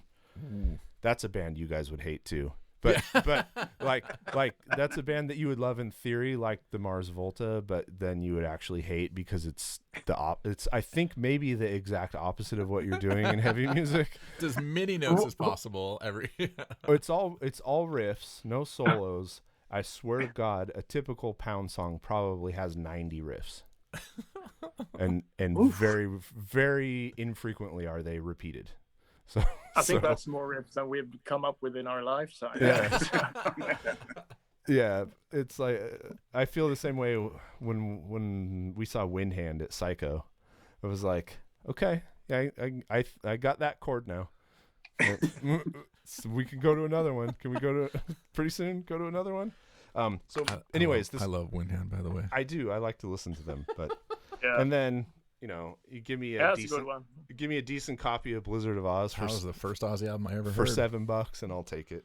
And that was the other thing, is the pricing was really good. Yeah. This brand new Cobalt record was $15.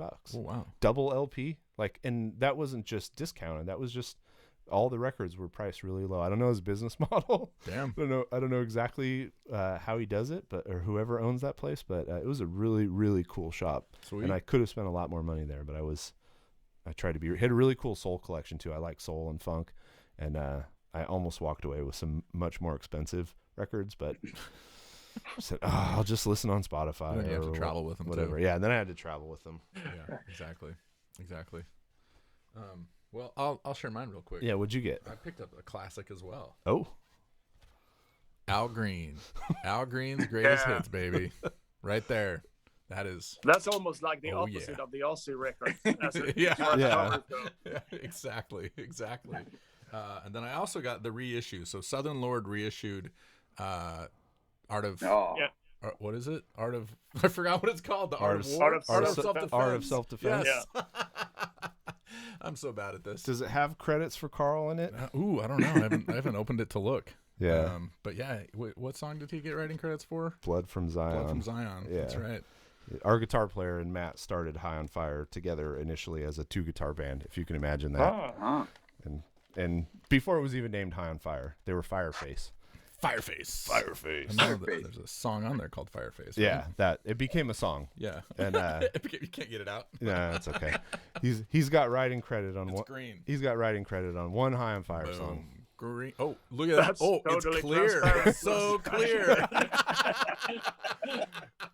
That's amazing. Look, it's the record you can't see. It's the invisible record. Oh, that's good stuff. Oh man. Should we get to listen to the last three songs and then sort of bring things home? Yeah. How are you guys for time? We're good. You're good? All okay, right. Cool. All right, so we got a couple more. The last three submissions. Oh, you did. You're on it. Don't all right. we always do?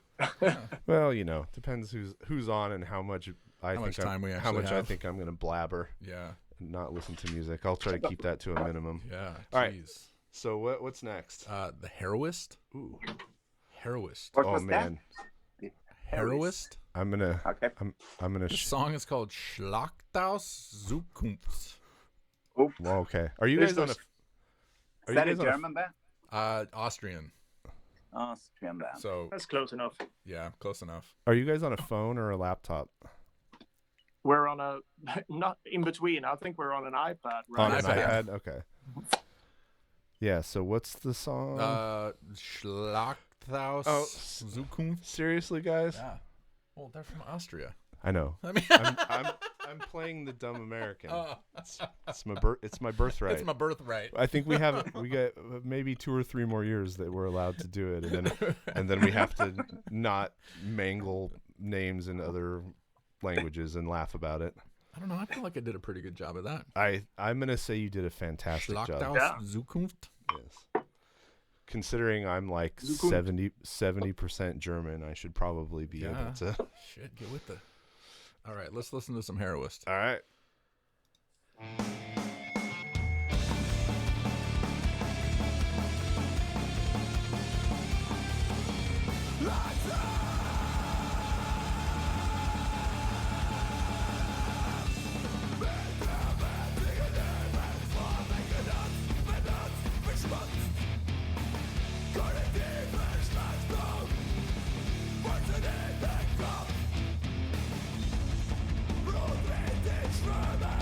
Never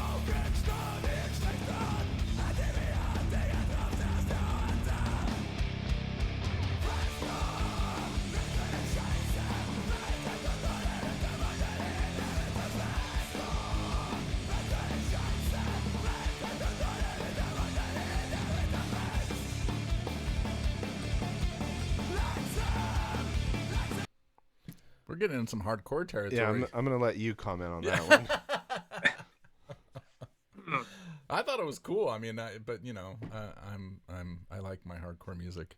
Yeah, I liked it. I thought it was really cool. You guys fans of hardcore at all? Yes, I do. Yeah, I mean, for me, it started off, and then it took a turn that I wasn't expecting when the sort of modern riff came. Yeah, because it sounded like it would be a lot harsher than it was in the beginning. I like the opening, I'd say, more than what came after, but that's just my palette, really. Yeah. I like when it's sort of unhinged more. Oh yeah, gotcha. Yeah. Well, they're big enough to have 6 different vinyl colors. 6 different vinyl colors. Look at that. So I actually really appreciate that they're singing in, Austrian, German. I wonder if the song titles that are in English are sung in English. What's your guys' take on singing in English versus not? I actually really enjoy when bands sing in their native languages myself. Yeah, me too. Yeah, I do it for certain languages, but I mean, with Swedish is really tricky because once you start to sing, when you start to do like aggressive or heavy music in Swedish, it usually turns to be either up sort of, I don't know how to say this, but it gets pretentious really fast. Oh, interesting. And the other way is that it sounds like D-beat punk.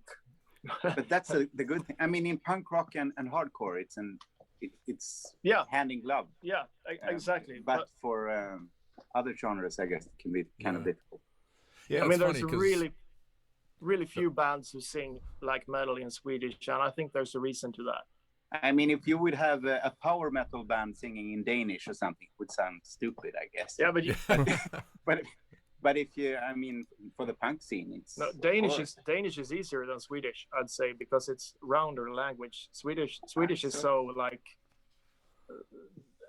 so many consonants in the language. It's so hard. Oh, yeah. It's funny because that makes sense. I was gonna say, I get it because it's kind of a round language because I think compared to English, it is very round. But then but then I understand that there are languages that are even more so.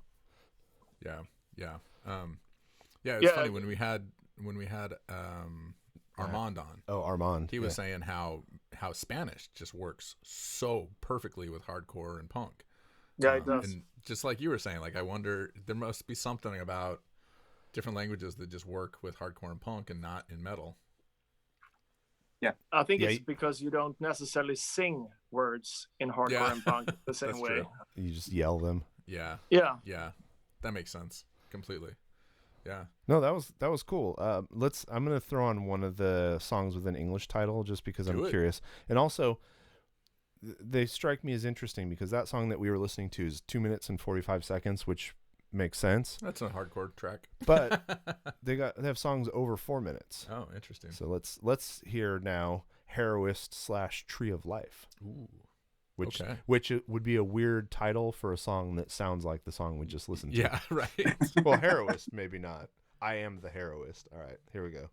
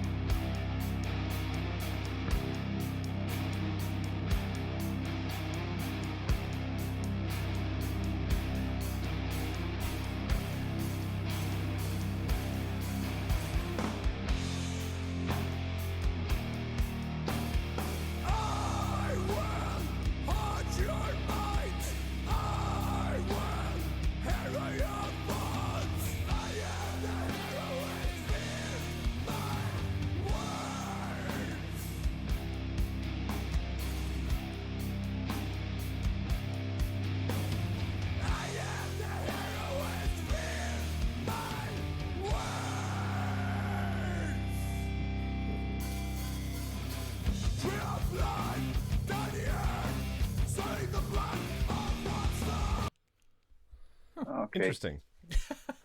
They have strong intros. Yeah. Yeah. Yeah, exactly. They do. They have long intros. I like the range too. The band that keeps coming into my head that it was like, if I heard this, then I would go and listen to is Kvelertak. Because it's like, oh yeah, that's cool. Yeah. Let me go listen to like the fucking the brilliant version of that's been done by somebody else. Yeah, I was not expecting like when it picked up there like a minute in. That's not what I wasn't expecting like a doo-doo. You mean? But that was the Tree of Life part. You have to. Yeah, that was the Tree. Yeah, that was the Tree of Life part exactly. Yeah. That's hardcore. So I don't know if that last song was necessarily hardcore, but what's the Black Flag album that everybody says is the beginning of sludge? Oh yeah, My War. My War. Yeah, when they slowed down. Yep. Exactly. So apparently Karakorum is a mountain range. Please tell me that it's a mountain range in Austria. It has to be. Further to our discussions about appropriating culture for music. There are like 1 million mountain ranges in Austria. Yeah, I'm sure. No, it's in Mongolia. Oh, okay. So these are relatives of mine apparently. Yeah. Oh, funny how that shit. Oh, Facebook, you got a notification. All right. Oh, hey, look at that. Notification from was the notification was a message from Pete Holland from Elephant Tree, who's gonna come on as a guest. Oh, nice. Friend of ours. Tell him hi. I will actually. Talking to the Martins right now. Yeah. Talking to the Martins. Yeah, no, he's awesome, and I'm glad he just messaged to say, "Oh, I actually started listening to the podcast, and I really enjoy it." Nice. Yeah, he's a super easygoing guy. Oh, we met him at Psycho. At Psycho, and then our good friends are in a band called Broom. And they toured a little bit with Elephant Tree when they played Desert Fest and did a little run in Europe, and so got to know them a little bit better. The Broom was on Magnetic Eye, right? Yeah. Oh yeah, the last Broom Rabbits is on Magnetic Eye. Yeah. So label mates. Have you had a chance to meet them or talk to them yet? Not Broom, no. Oh, if you just the very first episode we did was Susie, who's the singer and bass player, and then we had her back for the 6-month anniversary. One of my favorite people on planet Earth. Like, that's cool. One of the best, most interesting, funniest, most thoughtful people I know. So probably every 6 months or so we'll have her on, just because that gives us an excuse to talk to her. Yeah. I think that second episode was like 3.5 hours. It was it was a marathon, and I'm sure most of it splice these up into small little tidbits. Yeah, most of it nobody else wants to listen to, but we had fun. All right, so we got 2 more songs, and then we're good. You might just want to reply to him. What? No. So now I'm getting production notes from him. Oh, production notes. That's good. I can really hear the difference from the earlier to the later episodes. You got a lot better. Well, the earlier episodes we were sitting on my couch with like shitty vocal. But he's getting into that. I think he's doing like voiceovers and stuff. Yeah, these days. He is. So he recorded a voiceover reel, and I know he recorded himself reading a children's book. Yeah, I know. Something awesome. like that. No, I want to do that. His voice is perfect for that, though. He sounds like, an aristocrat when he's drunk. He's great. No, but he's a great guy. I really like him a lot. Yeah. There was some story about how they lost him one night on tour, and then they found him like chained to a pole on the sidewalk or something. I can see that have happened. Yeah. We'll have to ask him about that one. Yeah. Or not. Maybe we can just let that one go. All right. Let's bring this home. We got some Sacred Shrines. Sacred Shrines. Oh, we didn't already listen to this, did we? You think I would remember? Yeah. Oh man, another Austria? Oh no. When Australia. You put out the little mini videos of some of the bands, I was like, oh yeah, we did listen to that. Because I had, prior to this re-listening, I had no recollection of that at all. Oh, he fucking, there was, with Howling Giant, I was trying to think of Dave Davidson, the guitar player for Revocation, and I was like, his name's Dave. What's his last name? Dave's. Dave. Like 10 minutes later, Dave Davidson. Like just Dave twice. Just Dave twice. Dave twice. All right. Well, this has a strong point of view. Yeah. Sacred. I mean, from the band name to the title to the art. Let's hear it. It's interesting. I'm not really sure what to expect here, but yeah, I think it's going to be like some psychedelic.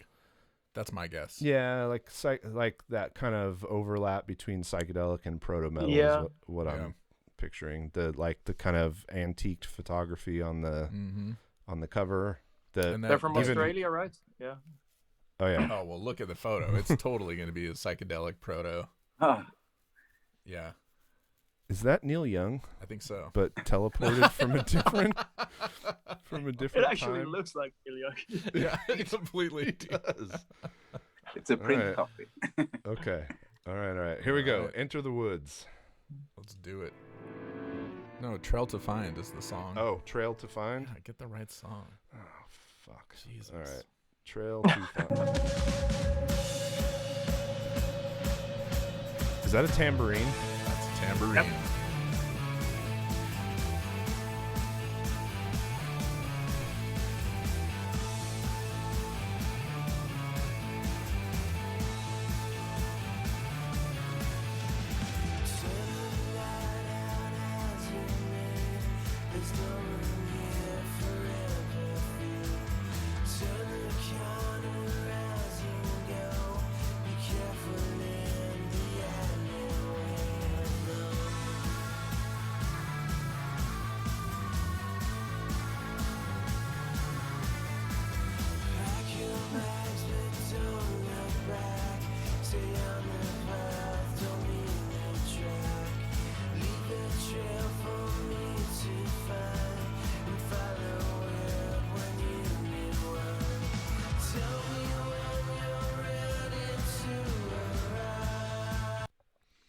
I like that.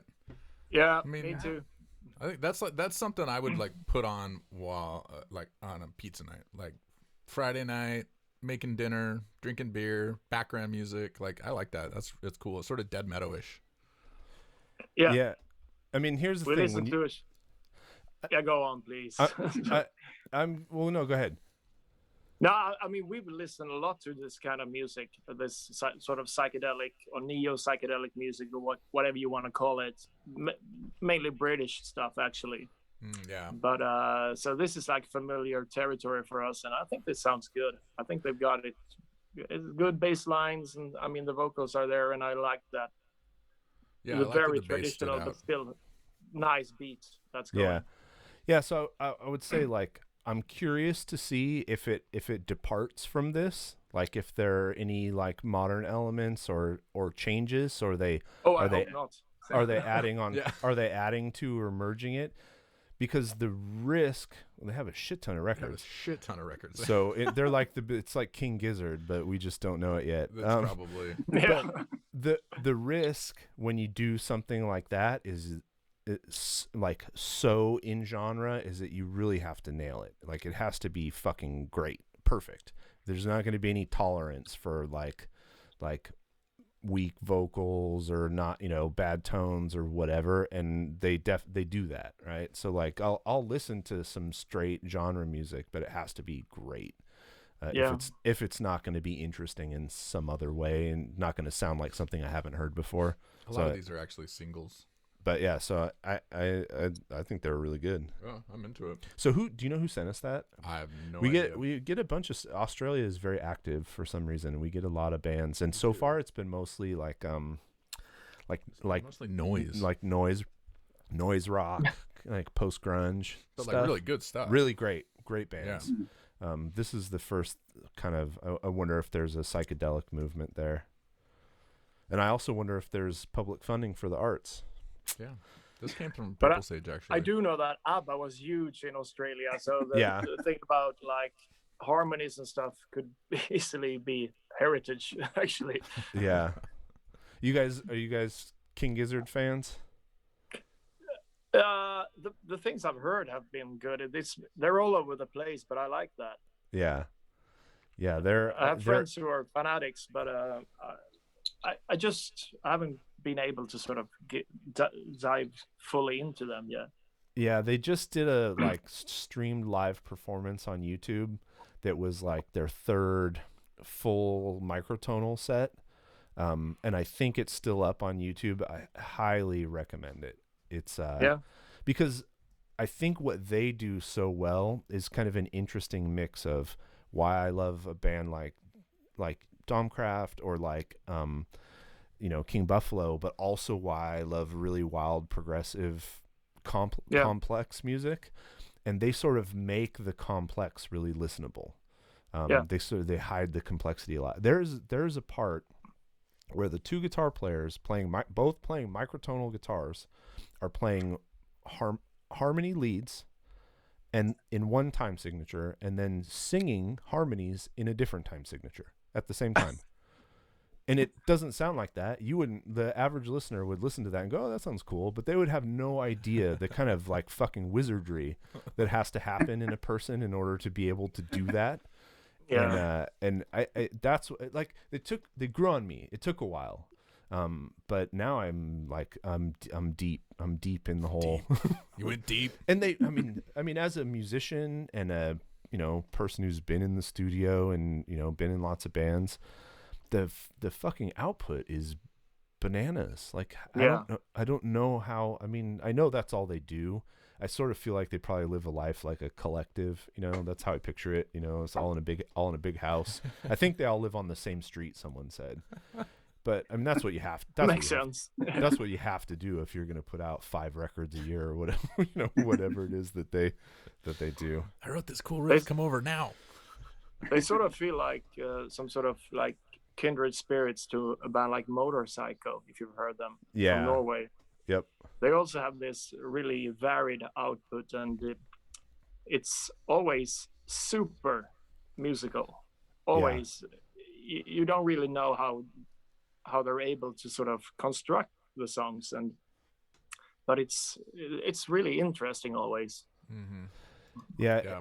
The thing that I was most impressed by is like I can picture the crowd at a King Gizzard show, and that's probably part of their success, because it's like part Coachella, part like straight metalheads, and then everybody in between. And so usually when that's kind of your appeal in music or in metal specifically, and then you put out, say, a thrash record, or say they put out a black metal record, the thrash community, like thrash fans, actually love the King Gizzard thrash record, which I think is sort of an unprecedented, because like they don't have the white Reebok high tops, and they don't have like the thrash costume at all that is so much a part of that scene.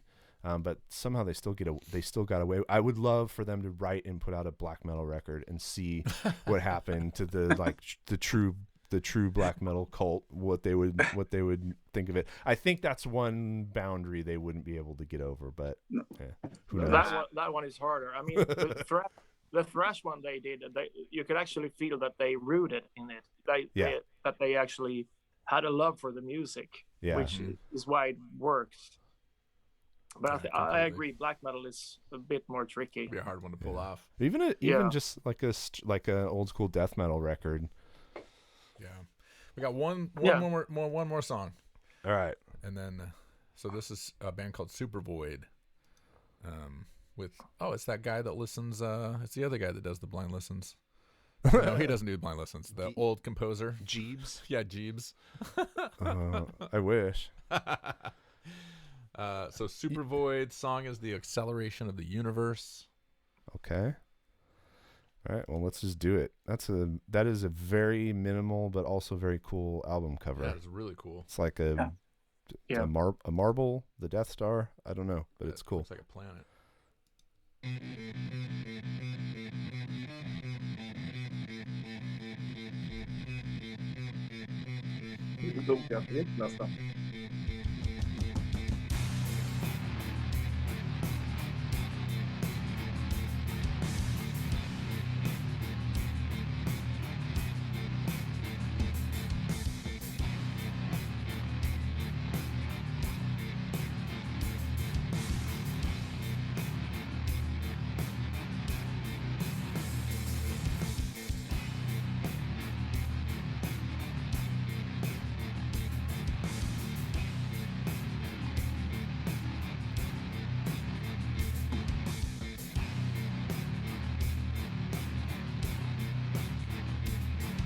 This is great. Yeah.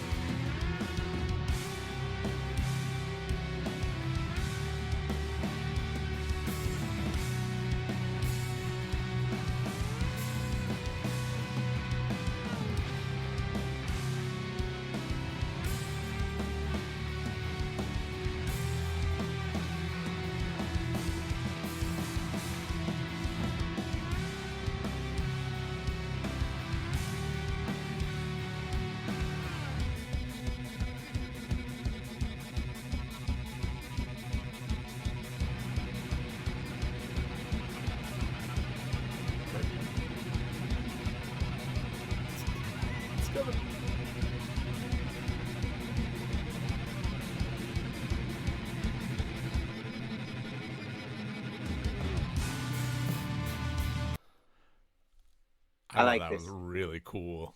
Yeah, that's so cool. It's Italian, right? Yes. I'm going to guess. London. Iraldo Bernocchi, Xavier Irando, and Jacopo Pierazzulli. Yeah, it sounds like a bunch of Italians that live in London. Yeah.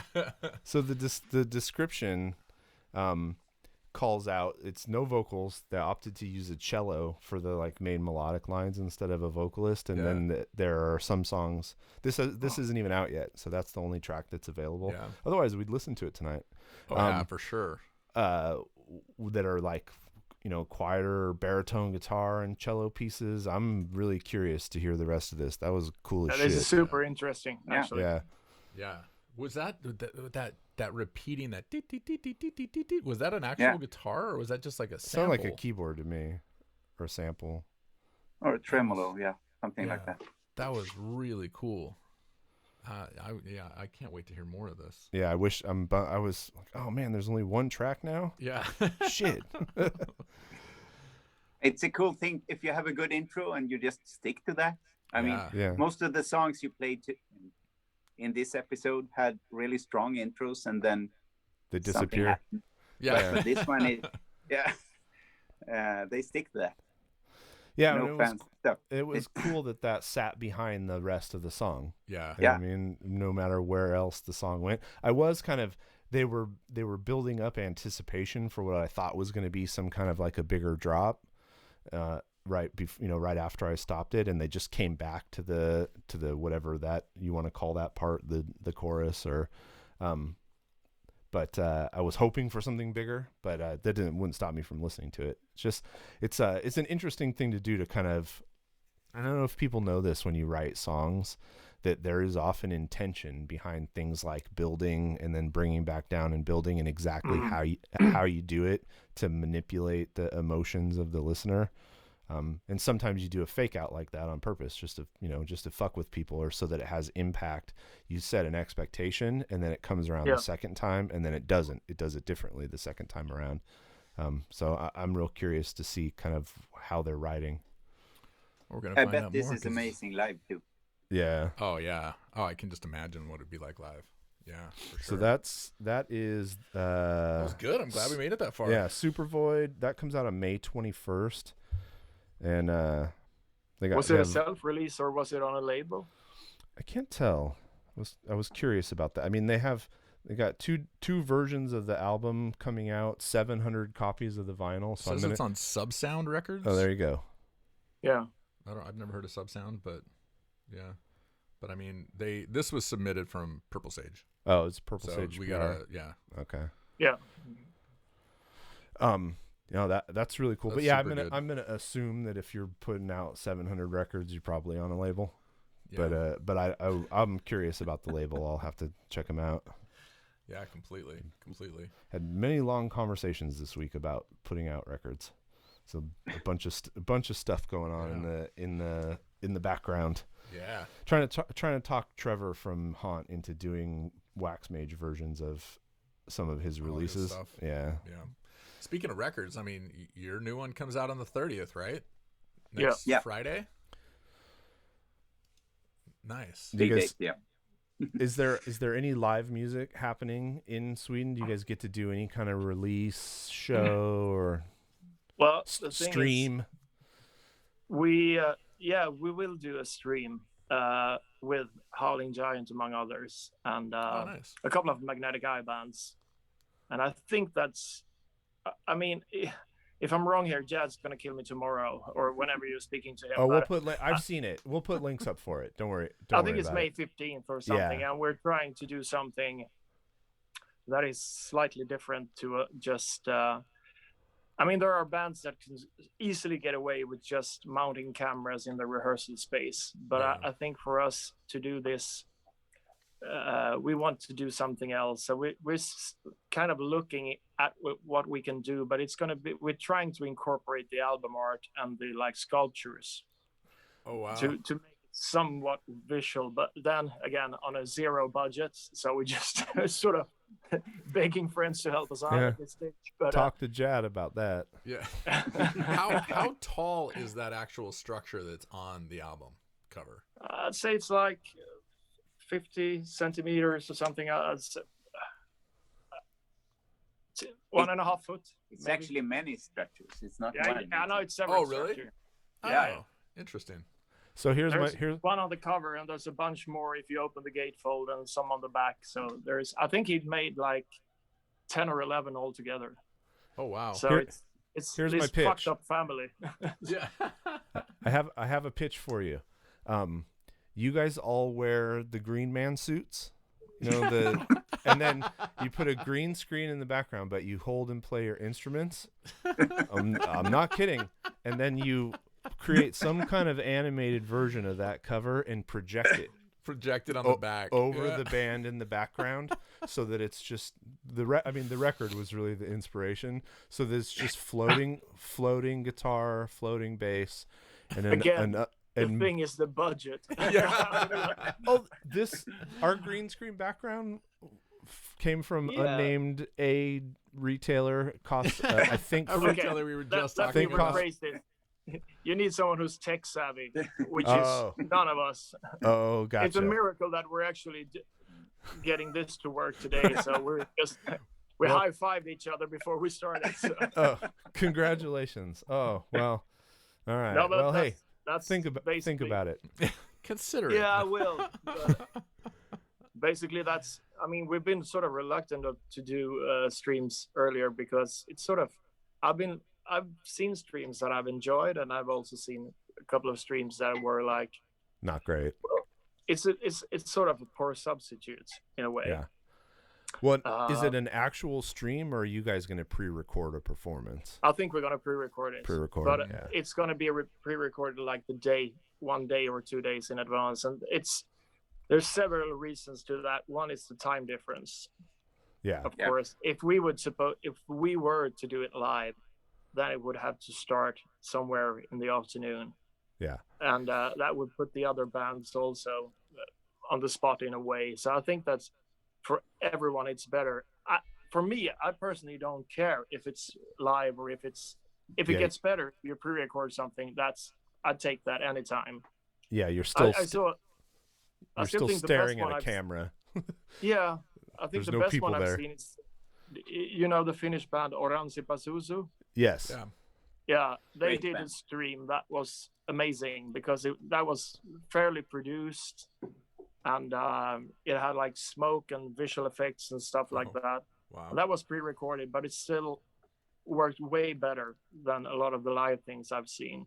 At least to me, because you got the full experience, in a sense. You sort of have to compensate the lack of like the booming notes that hit you in the chest with something else. Yeah. So we'll see. Maybe it will work out, or maybe it'll just be like bunch of old dudes standing among a bunch of skeletons. You said that's on May 15th? Yeah. Yeah, doing it with Howling Giant. It's like a Magnetic Eye event. Yeah, it's a bunch of bands. Okay. From the rear it's that. Also. Okay. Yeah. I thought we were talking about something different. Okay. No, it's the like. Oh, that's the one. Okay. It's like Jad did, or they did to that Day of Doom last year, and they want to do it again, but it's like virtual Day of Doom. Gotcha. We keep coming back to that too. We had Chris Johnson on, who engineered all the Day of Doom records a few episodes ago. Yeah. Also a great guy. Another fantastic human being in every way. See, we only have on the best human beings. Yeah, we don't have. We haven't had any. Are you a rock and roll asshole? Not coming on our show. Shitty people. Look, when you, when you wear the hat of a musician in a band, but also, someone who works at a label and a promoter. Sort of, I have a list. We have a list. We have a list. We have interacted with hundreds and hundreds of people in bands, more, and I can pre-screen the assholes pretty quickly most of the time. Yeah. So hey, we always kind of wrap up the show with the exact same question for everybody. Your all-time favorite hometown band. They don't have to be active. It could be somebody you grew up listening to when you were a teenager. But who is your all-time favorite hometown band? I think I know, at least. But it's sort of... I moved to Gothenburg when I was pretty young. And there was this band around that we actually shared the practice space with for a while called Silver Bullets. I think they were called Citizen Bird in the States because of, there's some copyright reasons, because there was a rapper called Silver Bullets. But they were this amazing band that sort of were completely unique at their time. They sort of they started out sounding like the Stooges, and they had this really charismatic vocalist. And they sort of ventured down into more psychedelic stuff and more. I think we're sort of somewhat inspired by them, because they also did this few chords and made it sound super powerful and still sort of catchy in a way. So if you have a chance, I think they are on Spotify in certain regions at least, but they are still, as far as I'm concerned, they're the best Swedish band ever. So that's what I'm going for. With an I. What was it? Yeah, what was the name again? In the U.S. Silver Bullets. Silver Bullet. Citizen Bird. Citizen Bird. Okay. Yeah.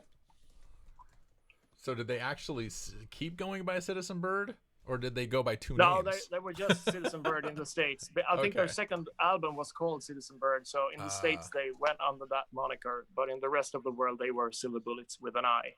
Oh, God. Bullets. Gotcha. Yeah. Like the Steve McQueen movie, Right. It's a mixture of a Stephen King tale with a Steve McQueen movie. Interesting. Stephen King meets Steve McQueen. So on Bandcamp, there is a person, not a band, registered with the handle Citizen Bird. Huh. Wonder who it is. Ooh. All right. From Sweden. All right. How about you?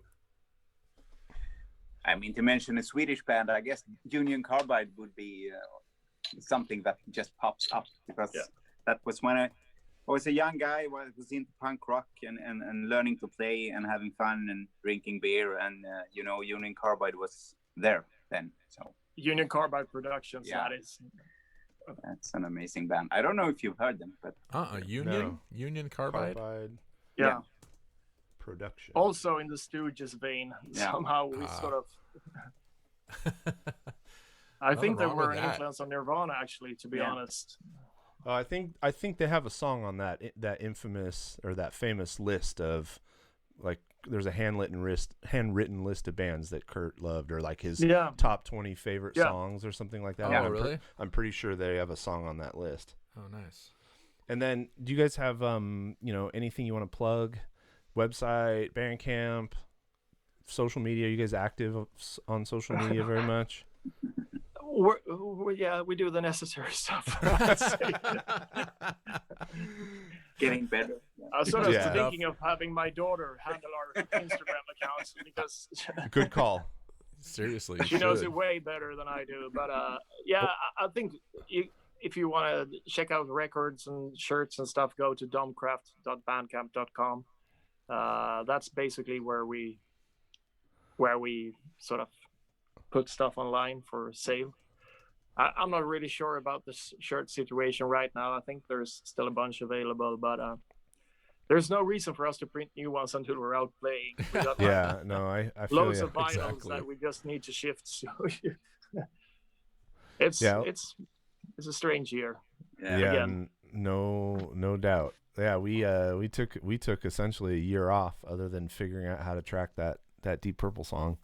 And very smart. Which song are you doing? We did Space Truckin'. Yeah, you told me. Yeah, sure. Yeah, it's actually just the label just released it, and I put together a little video. The artist who did the track art for it did a little animation for us, and I stretched 16 minutes of animation in one still image into a 5-minute video. So it was a little bit of wizardry there. But all right, awesome. So the album comes out on the 30th. Everybody get yourselves a copy. There are still, I think, all the there's a couple versions of it, I think, and I think there's still all of them available on Looks like it. on the Domkraft Bandcamp site. So you will not be disappointed. You've already heard a little bit of it when we started the episode. So all right, well, I think that's about all we have. I want to thank you guys for coming on. Thanks for your time. Yeah, thanks for taking the time. Thank you for having us. Hopefully borders will open sometime ever. And you guys can come out and tour, or we'll get over to Europe or something. I don't know, man. One of these I'm just days. dying to do anything. Dying to do anything at this point. But it was really great meeting you guys. And you too. and the record's fantastic. It is. It's incredible. Cheers. Thanks a lot. So good. Thanks again. All right. Take care. Have a killer day. Take care, guys. Thank you. Have a great weekend. The All right. The Martins. The Martins. I had to fight every bit of the urge to go, Martin. remember this Martin from the sitcom? Yeah. I didn't do it. I don't think it would have meant anything either. So it would have just been another moment where they're like, uh-huh. Yeah, never heard that before. Sure, buddy. Actually, they probably haven't. Good. Yeah, so go back and listen to their back catalog. Yes. They're funny. I mean, I think they kind of underplay. The music's not as simple as they make it sound. It's really, really good shit. Yeah. So. Oh, it's so good. And honestly, the new album, I mean, they released 3 songs off of it, which all 3 are so good. But like I said, we've heard the whole thing, and it is so good. Yeah. It is so damn good. Yep. You need to pick it up for sure. All right. Yeah. Well, let's see. I guess I should probably save some. And apparently we're going to be giving away a copy or 2, probably. Look, hey, I said I need to check my email. It's possible that I didn't buy 2 and that I'm thinking of something else. Okay. Yeah. Okay. But you know what? Actually. What? I reached out to Jem, who was our winner of the King Buffalo. Oh. And he said, Don't ship it to us. Don't ship me a record. Okay. He's not dying to have it, so we need to pick a new winner. Oh. So well, maybe we'll do that this weekend. Random number generator that YouTube subscriber list. Yeah. Right. Yeah. So, if we, never mind. We'll have done it by the time this episode comes out. So, yeah. So I'm not going to say go follow us because. No, indeed. It is always Monday on Blynd Submyshynz. It is. Yes. So, and tomorrow. Well, not tomorrow, but next week. Next week, we're gonna have an episode with Jad. You're gonna hear Jad Schickler. We were gonna book a time with good old Pete Holland from Elephant Tree. Oh man, that record they put out last year. Yeah, that was last year, right? It was. It wasn't 2 years ago. It was last year. No, it was last year. Because that was good. And then got some other really good bookings that I'm super stoked about. Yeah, we got Darren Gray. Gray Skull Bookings. Oh yeah, Aaron Gray from Gray Skull Booking. So our dedicated lifelong booker who's books the Boston area, but also does tour booking for bands and has worked for some of the major booking agencies. Yeah. And gets bands into major festivals, and so that's a different angle that we haven't really talked about so much. We're gonna have Mark on from Doors to Nowhere. Or actually, we're gonna have Jem on too, that I was just mentioning from Dead. From Dead. Australia. We'll get to have an Australian on that can tell us what the fuck is going on in Australia. Explain to me. Brett Morris from the band Man. Yeah. And one of my all-time favorite podcasts, Who Charted, which is also partially the inspiration for this show, because they go through the music and movie charts. It's a comedy podcast. Yeah. But are you saying we're not? I think they're intentionally funny. Oh. We're accidentally funny. We're like bad dad joke funny. We're accidentally funny sometimes. No, and their third chart every episode is they each bring the two hosts and the guest each bring a couple songs in to play for each other. Like, hey, nice. hey, here's what we're listening to. Here's what I'm into this week. Aux plug, like the aux plug game. Yes, like right? the aux plug game. But Brett also, like, yeah, on the side is a guitar player for Man, which is a musician in LA, goes by Honus, Mm-hmm. and then his band project is called Man. They're on Sub Pop, I believe. Yeah, Mm-hmm. Man's a Sub Pop band, and put out a really crazy, awesome record last year that's like Mr. Bungle, but not heavy. It's like such a crazy genre hopping. I know we've listened to it. Yeah, we've listened to it, and Brett's a killer guitar player, a funny dude, a podcast producer, and so he covers he really covers all the guest bases you could hope for. Nice. At least for me. Man, we got some guests coming up. Yeah, we got good stuff coming up. Jeez. All right, everybody. Woo. Well, this was another episode of Blynd Submyshynz. What are we? Blynd Submyshynz? No. We out. Thanks for joining us for another week of Blynd Submyshynz. See episode description for links to all artists discussed in this episode, and visit their sites to support them directly by buying music and merch. Share links to the podcast or YouTube videos with your friends, especially if they're in bands. Bands, if you want us to listen to your music on a future episode, please submit one song to blyndsub@gmail.com. That is blyndsub, BLYNDSUB @gmail.com. Bandcamp links preferred, but not required. Find us on social media at Blynd Submyshynz. Full video episodes are available on our YouTube. Remember, we go in blind, so you don't have to. Blynd Submyshynz.